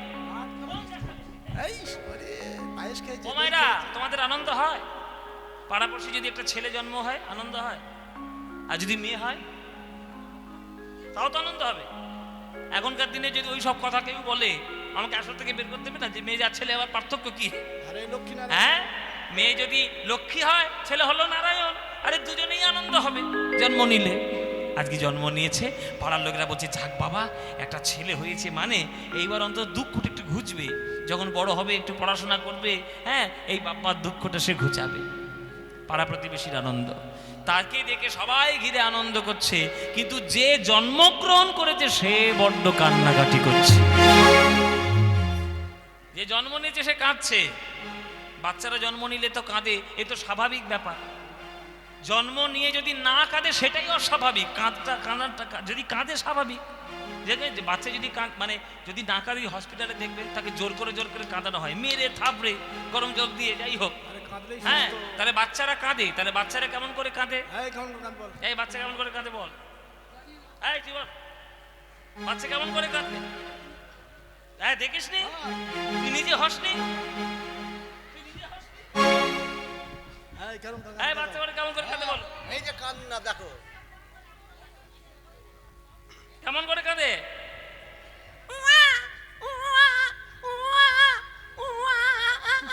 ওরে বাবা, দেখছেন একবার কোকিল কোনটি বাচ্চা, একবার জন্ম নিয়ে কোকিলের মতো আওয়াজ। হ্যাঁ, এই যে বাচ্চা ওয়া ওয়া ওয়া করছে, ওয়া ওয়া ওয়া। ঠাকুর রামকৃষ্ণ বলছে মোটেও নয়, তোরা শুনতেই পাস না, তোদের কান নেই। কেন কেন ঠাকুর? বাচ্চা কি বলে? বলে ওরে যেটা বলে তোরা সেটা বুঝতেই পারিস না। বাচ্চা ওয়া ওয়া করে না, বাচ্চা কি বলে জানিস? বলে ও না ও না ও না ও না ও না ও না, বলে ও না ও না। আমি গর্ভ মাঝে যারে দেখেছি, আর গর্ভের বাহিরে এসে যাকে দেখছি, এ তো ও না ও না। গর্ভের মাঝে যারে দেখেছি, বাহিরে এসে যারে দেখেছি, সে তো ও না ও না। আমাদের শাস্ত্রে বলা আছে, এটা আমাদের ধারণা, এটা আমাদের বিশ্বাস, যে প্রত্যেকটি গর্ভে অষ্টম মাসে ভগবান বিষ্ণুর উদয় হয় জীবাত্মার ওই শরীরের কাছে। এসে বলে কিরে জগতে যাচ্ছিস, জগতের মঙ্গল কাজ করবি তো? আমরা তখন উদ্ধার করার জন্য নিজেদেরকে বলেছিলাম যে প্রভু তুমি আমাদের এই গর্ভ যন্ত্রণা থেকে মুক্ত দাও, তোমার নাম ভুলবো না। আর বাইরে এসে এই জগতের রূপ দেখে আমরা বলি যা বলেছিলাম তোমার নাম জীবন আর করবো না। এইটা আমাদের দশা। গর্ভের মাঝে যারে দেখেছি, গর্ভের বাহিরে এসে যারে দেখেছি, এ তো ও না, ও না। গর্ভের মাঝে যারে দেখেছি, বাহিরে এসে যারে দেখেছি, সে তো ও না, ও না। কেননা মায়ের গর্ভে দেখেছে চতুর্ভুজ ভগবান বিষ্ণু, আর বাইরে এসে দেখছে মায়াময় মায়ের বদন, তাই ও না, ও না, তাই ও না, ও না। ও না, ও না, ও। এই কথাটা জড়িয়ে থাকে মুখের মধ্যে, কিন্তু বাচ্চাটা আজকের এত কাঁদছে, এই দুরিকা দেবী আর কৃষ্ণমণ্ডলের শিশুটি এত কাঁদছে যে দুরিকা দেবী কষ্ট পাচ্ছে। বাচ্চা কাঁদলে মায়ের কষ্ট হবে না? এ তো নারীর টান। সন্তান কাঁদলে মায়ের কষ্ট হবে, তাই দুরিকা দেবী কেঁদে উঠেছে, স্বামী দুরিকা কাঁদিয়া কয়, ও গো মোর পতি, দুরিকা কাঁদিয়া কয়, ও গো মোর পতি, এক বিন্দু মধু তুমি আনো শীঘ্র গতি, এক বিন্দু মধু তুমি আনো শীঘ্র গতি।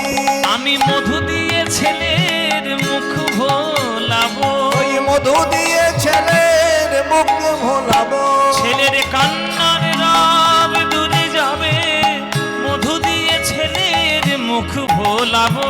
কান্নার রব দূরে যাবে, মধু দিয়ে ছেলের মুখ ভোলা। স্বামী দেখো দেখো কি সুন্দর আমাদের একটা ছেলে হয়েছে, কিন্তু এত কিছুতে কান্না থামাচ্ছে না। কি করি স্বামী, কি হবে? ছেলেটার কি শরীর খারাপ হলো নাকি? তুমি এক ফোঁটা মধু জোগাড় করে দাও, মধু দিলেই আমার ছেলে মিষ্টি পেয়ে হাসতে থাকবে, একটু মধু জোগাড় করে দাও। কৃষ্ণমণ্ডল বলছে, দুরিকা ঘরে তো মধু নেই, ঘরে মধু নেই, তো যাও না পাড়া পড়শির কাছ থেকে কারোর কাছে এক ফোঁটা মধু ধার করে নিয়ে এসো। বলে তুমিই না বলেছিলে সুখীকে, কারোর কাছে এক ফোঁটা ধার নেই, কারোর জায়গায় থাকি না, নুন ভাত খাই, শাক ভাত খাই, সুখে আছি। আর আজকে ছেলের মুখে হাসি ফোটানোর জন্য একজনের বাড়ি থেকে আমি হাত পেতে ভিক্ষে চাইবো, ধার চাইবো, যে আমাকে এক ফোঁটা মধু ধার দাও। আজ যদি এক ফোঁটা মধু ধার করে নিয়ে আসে, সেইটা যদি শোধ করতে না পারি, পরের জন্মে তার বাড়িতে কুকুর হয়ে জন্ম নিতে হবে। তুমি কি সেইটা চাও আমি কুকুর হয়ে তার বাড়ি যাই? না স্বামী, আমি তো তা চাই না, তুমি কুকুর হয়ে যাবে। তাহলে আমার ছেলেটার কি হবে? বলে ছেলের কোনো চিন্তা নেই, আমি আছি। মধু পান করালে যদি আমার ছেলে হাসে, আর মধুই যদি আমার ছেলের সুখের কারণ হয়, তাহলে আমি যেমন তেমন মধু দেব কেন? জগতের যে মধু শ্রেষ্ঠ মধু, সেই মধুই আমি দেব আমার ছেলেকে। কি মধু? কোন মধু শ্রেষ্ঠ মায়েরা? এত বলি শোনাইল মধুর হরি নাম, নিতাই গৌর হরি বল। এত বলি শোনাইল মধুর হরি নাম, আজ হরি নাম শুনে শিশু হাসে অবিরাম। হরি নাম শুনে শিশু হাসে অবিরাম। আমার ছেলের কান্নার রব দূরে গেল, কান্নার রব দূরে গেল, ছেলের কাঁদা বদনে আজ হাসি এলো, কান্নার রব দূরে গেল। ছেলের কাদা বদনে হাসি এলো, কান্নার রব দূরে গেল। যেই ওই বাচ্চাটার কানে গিয়ে আজ কৃষ্ণমণ্ডল হরে কৃষ্ণ কৃষ্ণ কৃষ্ণ হরে হরে, হরে রাম রাম রাম হরে হরে। যেই শুনিয়েছে ছেলে খিলখিল করে হেসে উঠেছে। আর যেই ছেলে হেসে উঠেছে, ভক্তগণ যারা দেখতে এসেছিল তারা সবাই আনন্দে পাগল হয়ে হরে তাই উঠেছে। হরে কৃষ্ণমণ্ডল, তোর মতো দরিদ্র কেউ নেই, তোর মতো ধনীও কেউ নেই। ধনী দরিদ্র তুই সমান, একইভাবে সবকিছু পেয়েছিস। কিরকম বলে, তোর কাছে পয়সা নেই তাই তুই দরিদ্র, কিন্তু যে পুত্র রত্ন তুই লাভ করেছিস, এই পুত্র রত্নের জন্য তুই এলাকার মধ্যে সব থেকে ধনী। এমন পুত্র রত্ন কেউ কখনো পায়নি।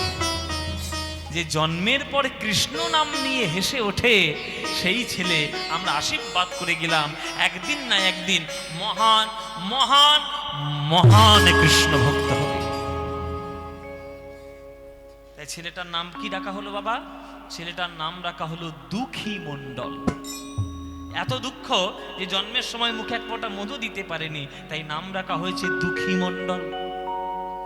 কি নাম হলো মায়েরা? আপনারা বলছে, বাবা তুমি বললে না শ্যামানন্দের পালা করবে, তাহলে দুঃখী করতে গেলে হবে? ওই শ্যামানন্দ দুঃখীর থেকেই কি করে শ্যামানন্দ হবে, সেইটা তো ধীরে ধীরে পালার মধ্যে গাইব লীলার মধ্যে। একটা ভক্তের জীবন মসৃণ হয় না, একটা ভক্তের জীবন সব সময় এবড়ো খেবড়ো জীবন হয়, অগোছালো রাস্তা। কখন কেমন হবে সেই রাস্তা কেটে কেটে কি করে চূড়ার মধ্যে উঠবে, শ্রেষ্ঠ হবে, সেইটাই তো ভক্তদের জীবন, সেইটাই তো শুনতে হয়। সেই রকম জীবন যদি তোমরাও পালন করতে পারো, তোমরাও তো ভক্ত হবে। নাম রাখা হলো দুঃখী মণ্ডল। যে জন্মের সময় এত দুঃখ, মুখে এক ফোঁটা মধুর জোগান হয়নি, তা ওর নাম দুঃখী দেব না তো কি দেব? পাড়ার লোকেরা বাবা মা সবাই মিলে তাকে নাম রাখলো দুঃখী মণ্ডল। সেই দুঃখী ধীরে ধীরে বড় হচ্ছে।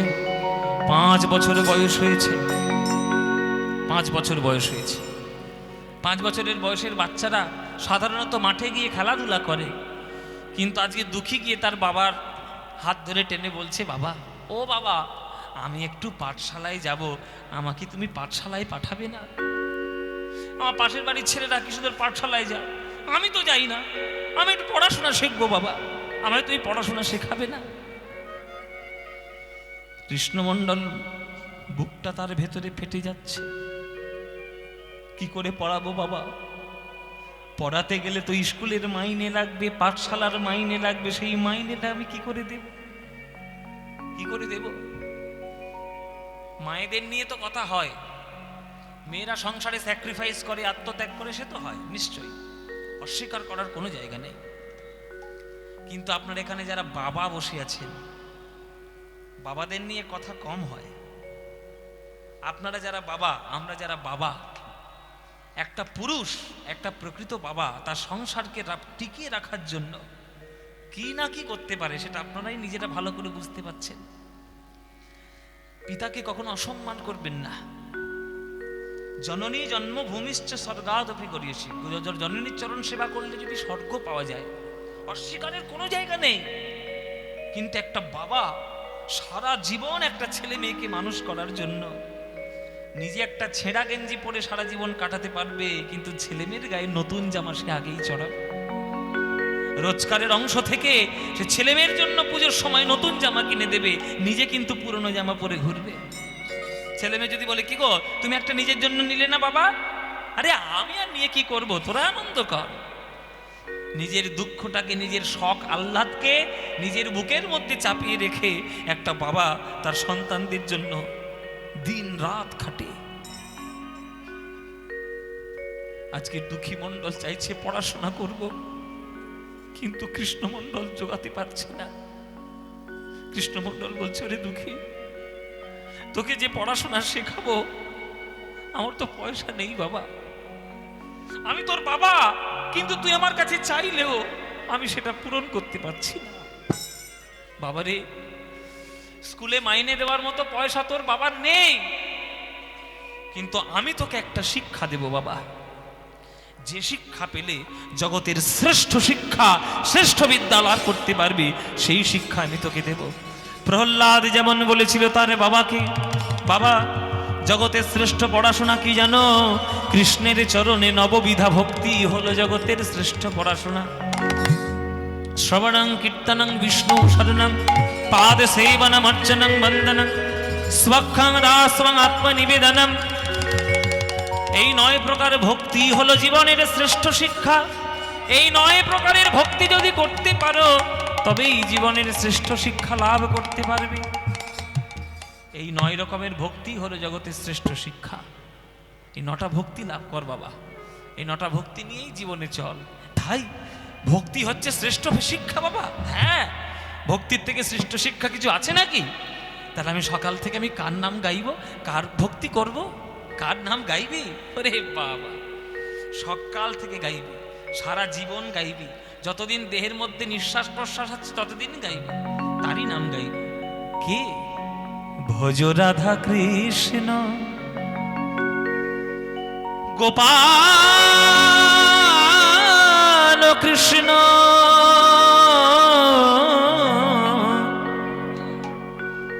কৃষ্ণ কৃষ্ণ বল মুখে বলো গো, ভজ রাধা কৃষ্ণ গোপাল কৃষ্ণ কৃষ্ণ কৃষ্ণ বল মুখে বলো গো, ভজ রাধা কৃষ্ণ।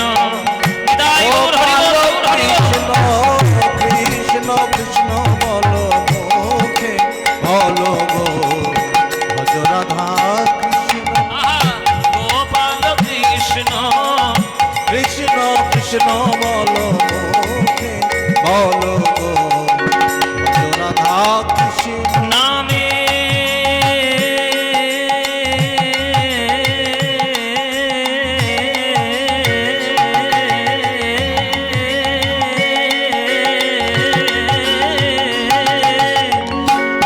ভরে যায় অভাব মেটায়, বুক ভরে যায় অভাব মেটায়, নামে বুক ভরে যায় অভাব মেটায়, বুক ভরে যায় অভাব মেটায়, স্বভাবে জাগায় মহাসুখে।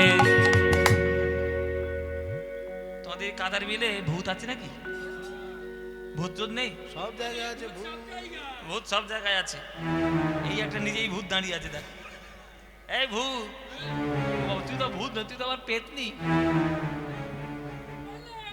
এই দেখো নাকে নাকে কেমন কথা। হ্যাঁ, আপনাদের এইসব গ্রামাঞ্চলে সব উল্টো পাল্টা হয়, এসব কোনো মানে নেই। এই পেদনি আচ্ছা, আপনাদের গ্রামাঞ্চলে কখনো ভূত ছাড়ানো দেখেছেন? আমি তো ভূত নেই, বেম্বু ধরতি। পেদনি পেদনি হ্যাঁ, এই দাদা, এই উল্টো পাল্টা কাকা কাকা বলবি না। ভালো আছিস তো? আমি তো কাকা হই না। আরে ভূত চেপেছে ওই জন্য এই ভূত চেপে যেটা আমায় কাকা বলছে। এবার যখন এই ভূত চেপে যে নাকে নাকে কথা বলছে, কি গো কেমন আছো? তুমি ভালো আছো তো? হ্যাঁ, আমি ভালো আছি, তুমি ভালো আছো? আমি ভালো নেই। কেন, কি হয়েছে? আমায় তাড়া করছে সবাই। সবাই তাড়া করছে? কি নিয়ে তাড়া করেছে তোমার? ওই সর্ষে দিয়ে। সরষে? আচ্ছা, এই সব কথাগুলো বলছে কেন? ওর নাম কিন্তু অন্যরকম। এগুলো বলছে কেন? ওকে পেতনিতে চেপেছে তাই। ভূত ধরলে, পেতনিতে ধরলে সে যেমন ভূতের বাবার নাম, ভূতের ঠিকানা, ভূতের মতো কথা বলে, তেমনি আপনার এখানে আজকে যারা বসে আছি আমরা সবাই একটা পেতনির দ্বারা আক্রান্ত হয়েছি। আমাদের সবাইকে একটা পেতনি ধরেছে। পেতনিটার নাম কি? পেতনিটার নাম হচ্ছে মায়ারূপী পেতনি ধরেছে। সনাতন গোস্বামী মহাপ্রভুকে প্রশ্ন করলেন, কে আমি কেন মরে যারে তাপত্রয়, ইহা নাহি জানি প্রভু কইছে হি তো হয়। আমি কে? আমার পরিচয় কি? কেন আমাকে এত জ্বালা দুঃখীভূত করছে? আমার পরিচয় কি? তখন মহাপ্রভু উত্তর দিলেন, শোনো, জীব নিত্য কৃষ্ণ দাস ইহা ভুলি গেলা, তে কারণে মায়া পিশাচি গলায় বান্ধিলা। ধরিতে ধরিতে যদি সাধু বৈদ্য পায়, কৃষ্ণ নাম মন্ত্রে মায়া পিশাচি পালায়। একটা তান্ত্রিকের কাছে গেলে যেমন ভূত ছেড়ে যায়, তেমনি গুরুরূপী বৈষ্ণবের কাছে গেলে মায়ারূপী পেতনি আমাদের ত্যাগ করে কৃষ্ণের রূপের সঙ্গে দেখিয়ে দেবে। তাই বলছে, বুক ভরে যায় অভাব মেটায় নামে বুকে ভরে যায় অভাব মেটা স্বভাব জাগায় মহাসুখে ভজ রাধা কৃষ্ণ গোপাল কৃষ্ণ কৃষ্ণ কৃষ্ণ বলো মুখে বলো রে ভজ রাধা কৃষ্ণ গোপাল কৃষ্ণ কৃষ্ণ কৃষ্ণ বলো মুখে বলো রে ভজ রাধা কৃষ্ণ হরি দিন বন্ধু চিরদিনের বন্ধু হরি দিন বন্ধু চিরদিনের বন্ধু হরি দিন বন্ধু চিরদিনের বন্ধু হরি দিন বন্ধু চিরদিনের বন্ধু সুরগুলো সুরের মতো গাইতে হবে তবে ভালো লাগবে হরি দিন বন্ধু চিরদিনের বন্ধু হরি দিন বন্ধু চিরদিনের বন্ধু এই এই বন্ধু কাকে বলে বন্ধু তো পকেটে এ নাকি পকেটে বন্ধু ঢুকিয়েছে পকেটে মোটা নোট তাইলে তাহলে বন্ধু থাকে এটা খারাপ বলেনি এটা ঠিক বলেছে এতক্ষণ কীর্তনের মধ্যে একটা ভালো কথা বলেছে ভালো কথাই বলি হ্যাঁ একটা রাজভোগ রেখে দিয়ে জন্য এটা ভালো করে রাত্রি খাবে ও মায়েরা বন্ধু কাকে বলে জানো শাস্ত্রে লেখা আছে বন্ধু কাকে বলে উৎসবে বসনে চৈব দুর্ভিক্ষ রাষ্ট্র বিপ্লবে রাজদ্বারে শ্মশানে চৈয়া তিষ্ঠতি স বান্ধব কোন উৎসবে কোন রাজার স্থানে কোন দুর্ভিক্ষের সময় এমনকি মৃত্যুর সময় চিতার পাশে যে দাঁড়িয়ে থাকবে সেই হচ্ছে বন্ধু এখনকার দিনে সে বন্ধু পাবে পকেটে লাল নোটের কালো নোটের বান্ডিল ভর্তি থাকলে বন্ধু এই কাদার বিল থেকে সোজা বসিরহাট পর্যন্ত লাইন পড়বে রেশন দোকানের লাইনের মতো বন্ধু দাঁড়িয়ে আছে কিরে চল না একটু ঘুরে আসি ওই টাকা ফুচকা ঠিক মনে রেখেছি ফুচকা কি খাবে টাকি ঘুরে আসি ধান্য কুড়িয়া ঘুরে আসি এই ঘুরে আসি ওই ঘুরে আসি এই করতে করতে টাকা ফাঁকা বন্ধু হাওয়া টাকা নিয়ে যা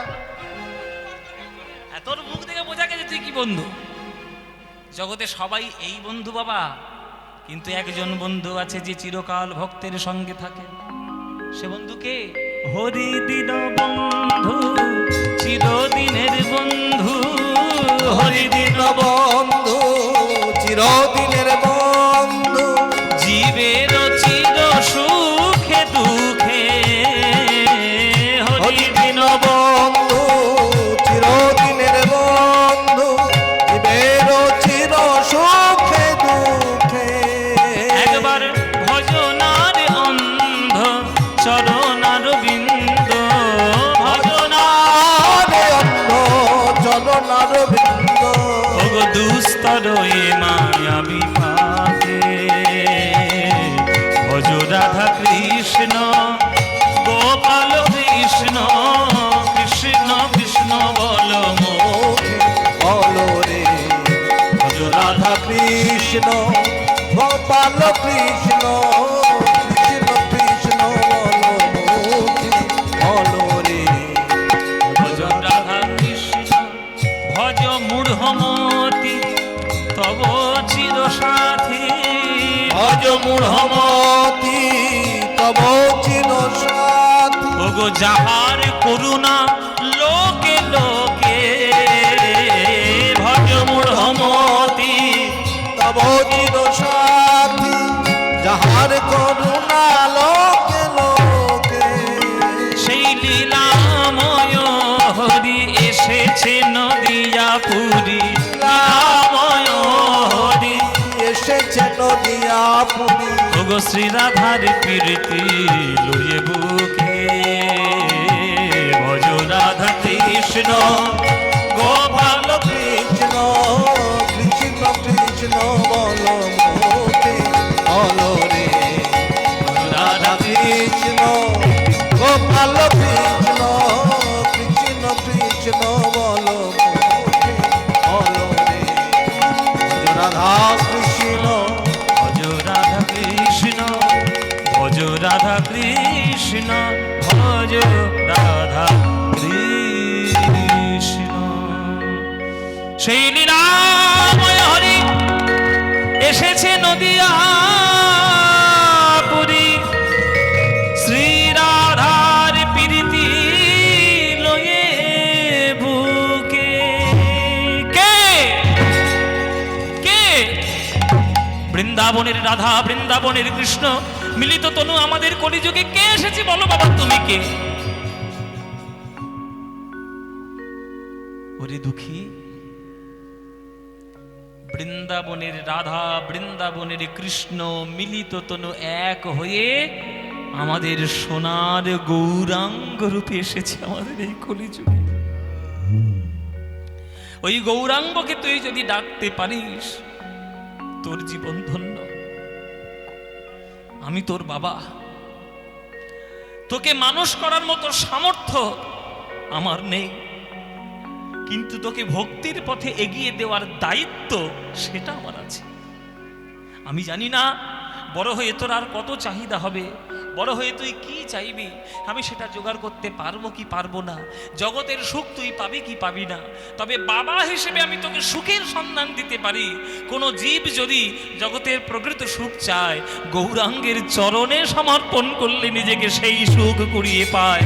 যা বাবা, তুই বেরিয়ে যা, তুই ঘর থেকে চলে যা, তুই গৌরাঙ্গের চরণ ভজনা কর, বৈষ্ণব জগতে উত্তীর্ণ হ, দেখবি একদিন তোর চরণ ধরার জন্য সবাই ছুটে আসবে।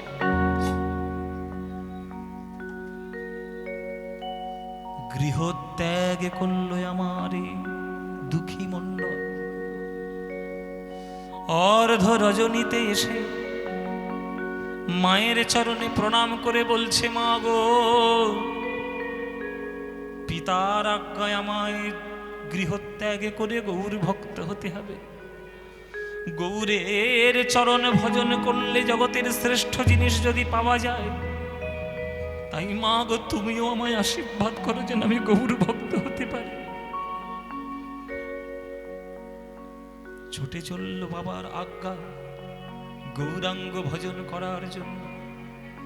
গৃহত্যাগ করল আজ ওই ছোট্ট শিশু দুঃখী মণ্ডল। গৌরাঙ্গ প্রেমে তার হৃদয়ে গদগদ, সে গৌরাঙ্গের ভক্তদের চরণে ধরে আর গৌর গৌর বলে গৌরাঙ্গের নাম করে।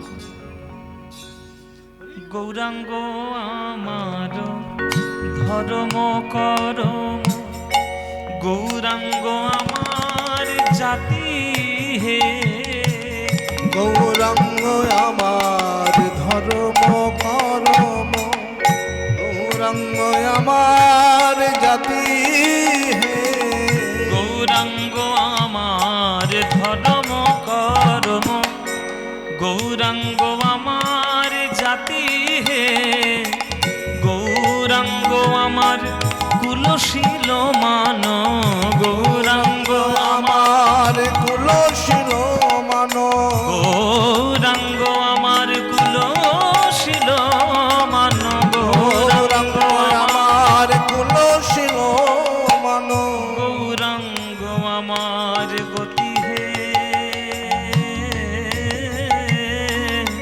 গৌরাঙ্গ আমার গতি। আমি গৌর বিনা কিছু জানি না হে, গৌর বিনা কিছু জানি না, আমার জীবন মরণের গতি, গৌর বিনা কিছু জানি না হে।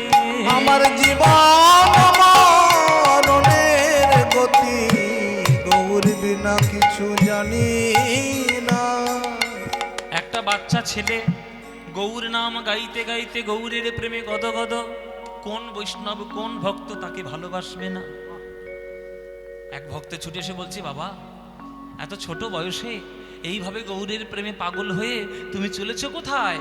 বলে আমি নবদ্বীপ যাব বৈষ্ণব ঠাকুর। নবদ্বীপ? নবদ্বীপ কি করতে যাবে? বলে গৌরাঙ্গের চরণ ভজন আমার জীবনের শ্রেষ্ঠ লক্ষ্য। আমার বাবা বলে পাঠিয়েছে, আমার বাবা বলে আমাকে বিদায় দিয়েছে, তাই আমি আমার গৌরের চরণ গিয়ে ধরব। তোমার বাবাই কথা বলেছে?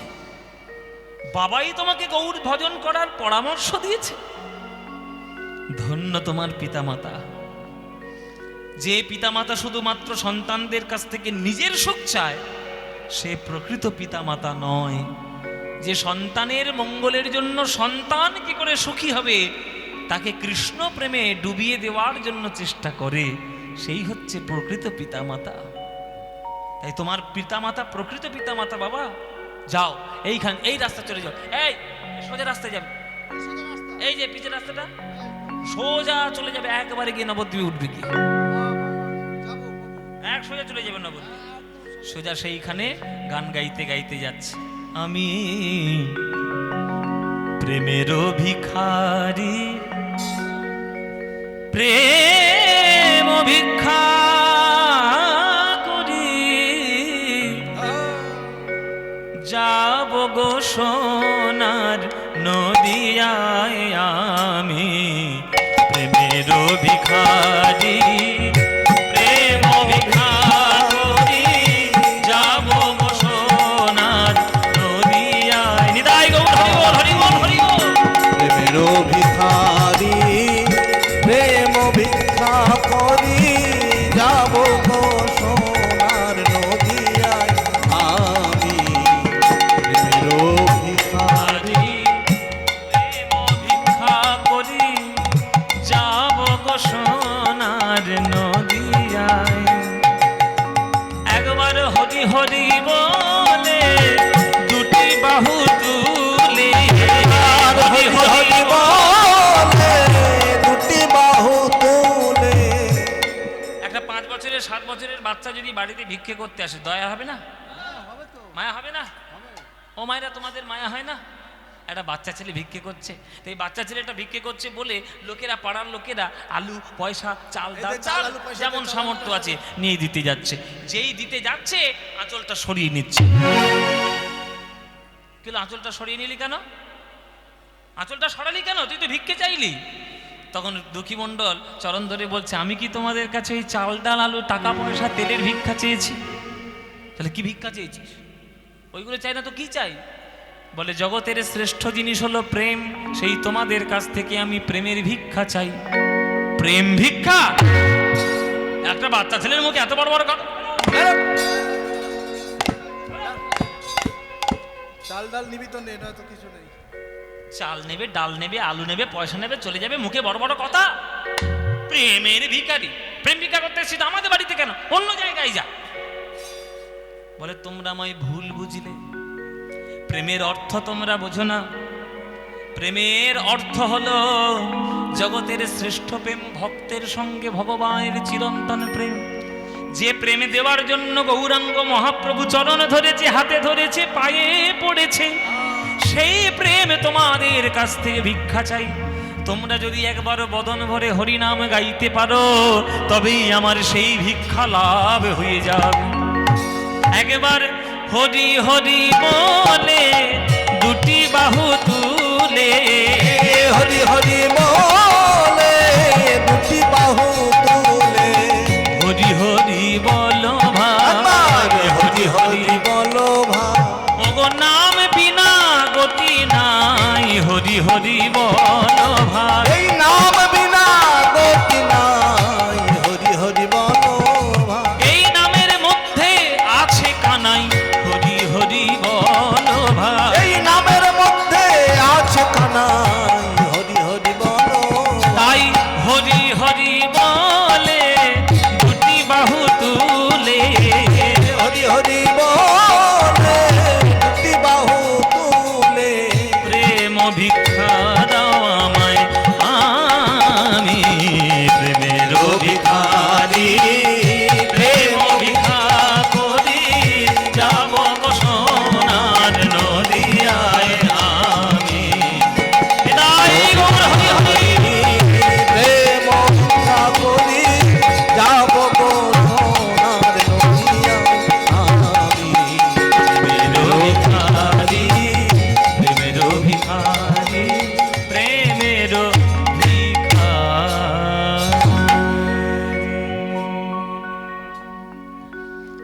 আজ নদিয়ায় এসে হাজির হলো আমার দুঃখী মণ্ডল। নবদ্বীপ ধাম পৌঁছে গেলেন। কিন্তু নবদ্বীপে খবর পেল মহাপ্রভু তো সেখানে নাই। নবদ্বীপেও আবার খবর পেল নীলাচলেও প্রভু নেই। নীলাচলেও প্রভু নেই। তাহলে প্রভু কোথায়? প্রভু এই জগতেই নেই। এই জগতে পরিত্যাগ করে আমার মহাপ্রভু চলে গেছেন পরলোকে। এই জগতে আর নেই, মহাপ্রভুর লীলা হচ্ছে না। মনে মনে ভাবলো যে আমি আমার প্রভুর চরণ যখন দেখতে পেলাম না, যদি তার কোনো ভক্তের সন্ধান পাই তাহলে তার চরণে মন নিবেদন করব। তাই নবদ্বীপের আগে কালনা বলে একটা জায়গা আছে, জানেন? নবদ্বীপের আগে যদি আপনারা বর্ধমানের রাস্তা দিয়ে যান তাহলে কালনা বলে একটা জায়গা পড়বে। ওই কালনাতে গৌরীদাস পণ্ডিতের শিষ্য, তার নাম হৃদয় চৈতন্য, সেই হৃদয় চৈতন্যের চরণে আজকে আছাড় খেয়ে বললেন, গুরুদেব গুরুদেব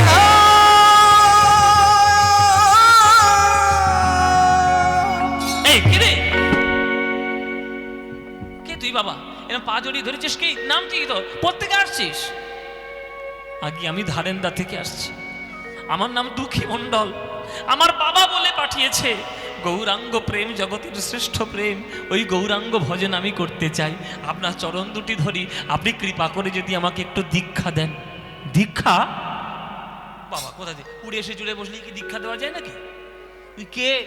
তোর মনে ভক্তি হবে কিনা, তুই দীক্ষা নেওয়ার যোগ্য কিনা, সেটা আমি না জেনে তোকে দীক্ষা দেব?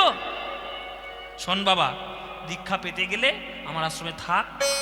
আমার কিছু কাজ আছে যেগুলো বলবো সেগুলো কর। আমি গুরু হয়ে যদি বুঝি যে হ্যাঁ তুই আমার কাছে দীক্ষা পাওয়ার যোগ্য, তবেই আমি তোকে দীক্ষা দেব। কিছু মনে করবেন না মায়েরা বাবারা। এখনকার দিনের শিষ্য শুধু লাইন বাড়াতে পারলেই গুরু একেবারে ধন্য হয়ে গেল। প্রকৃত গুরু কখনোই সব করবে না। প্রকৃত গুরু আগে কষ্টি পাথরে যাচাই করে নেবে তুমি সোনা হতে পারবে কিনা, তবেই তো তাকে মূর্তি বানানোর জন্য পাঠাবে। কষ্টি পাথরে নিজেকে ঘষা নিতে হয়। ওই গুরুর বকানি, গুরুর আমাদের যারা আমরা বিদ্যালয়ে যাই, যারা পাঠশালায় যাই, এখনকার বর্তমান দিনে শিষ্যের সঙ্গে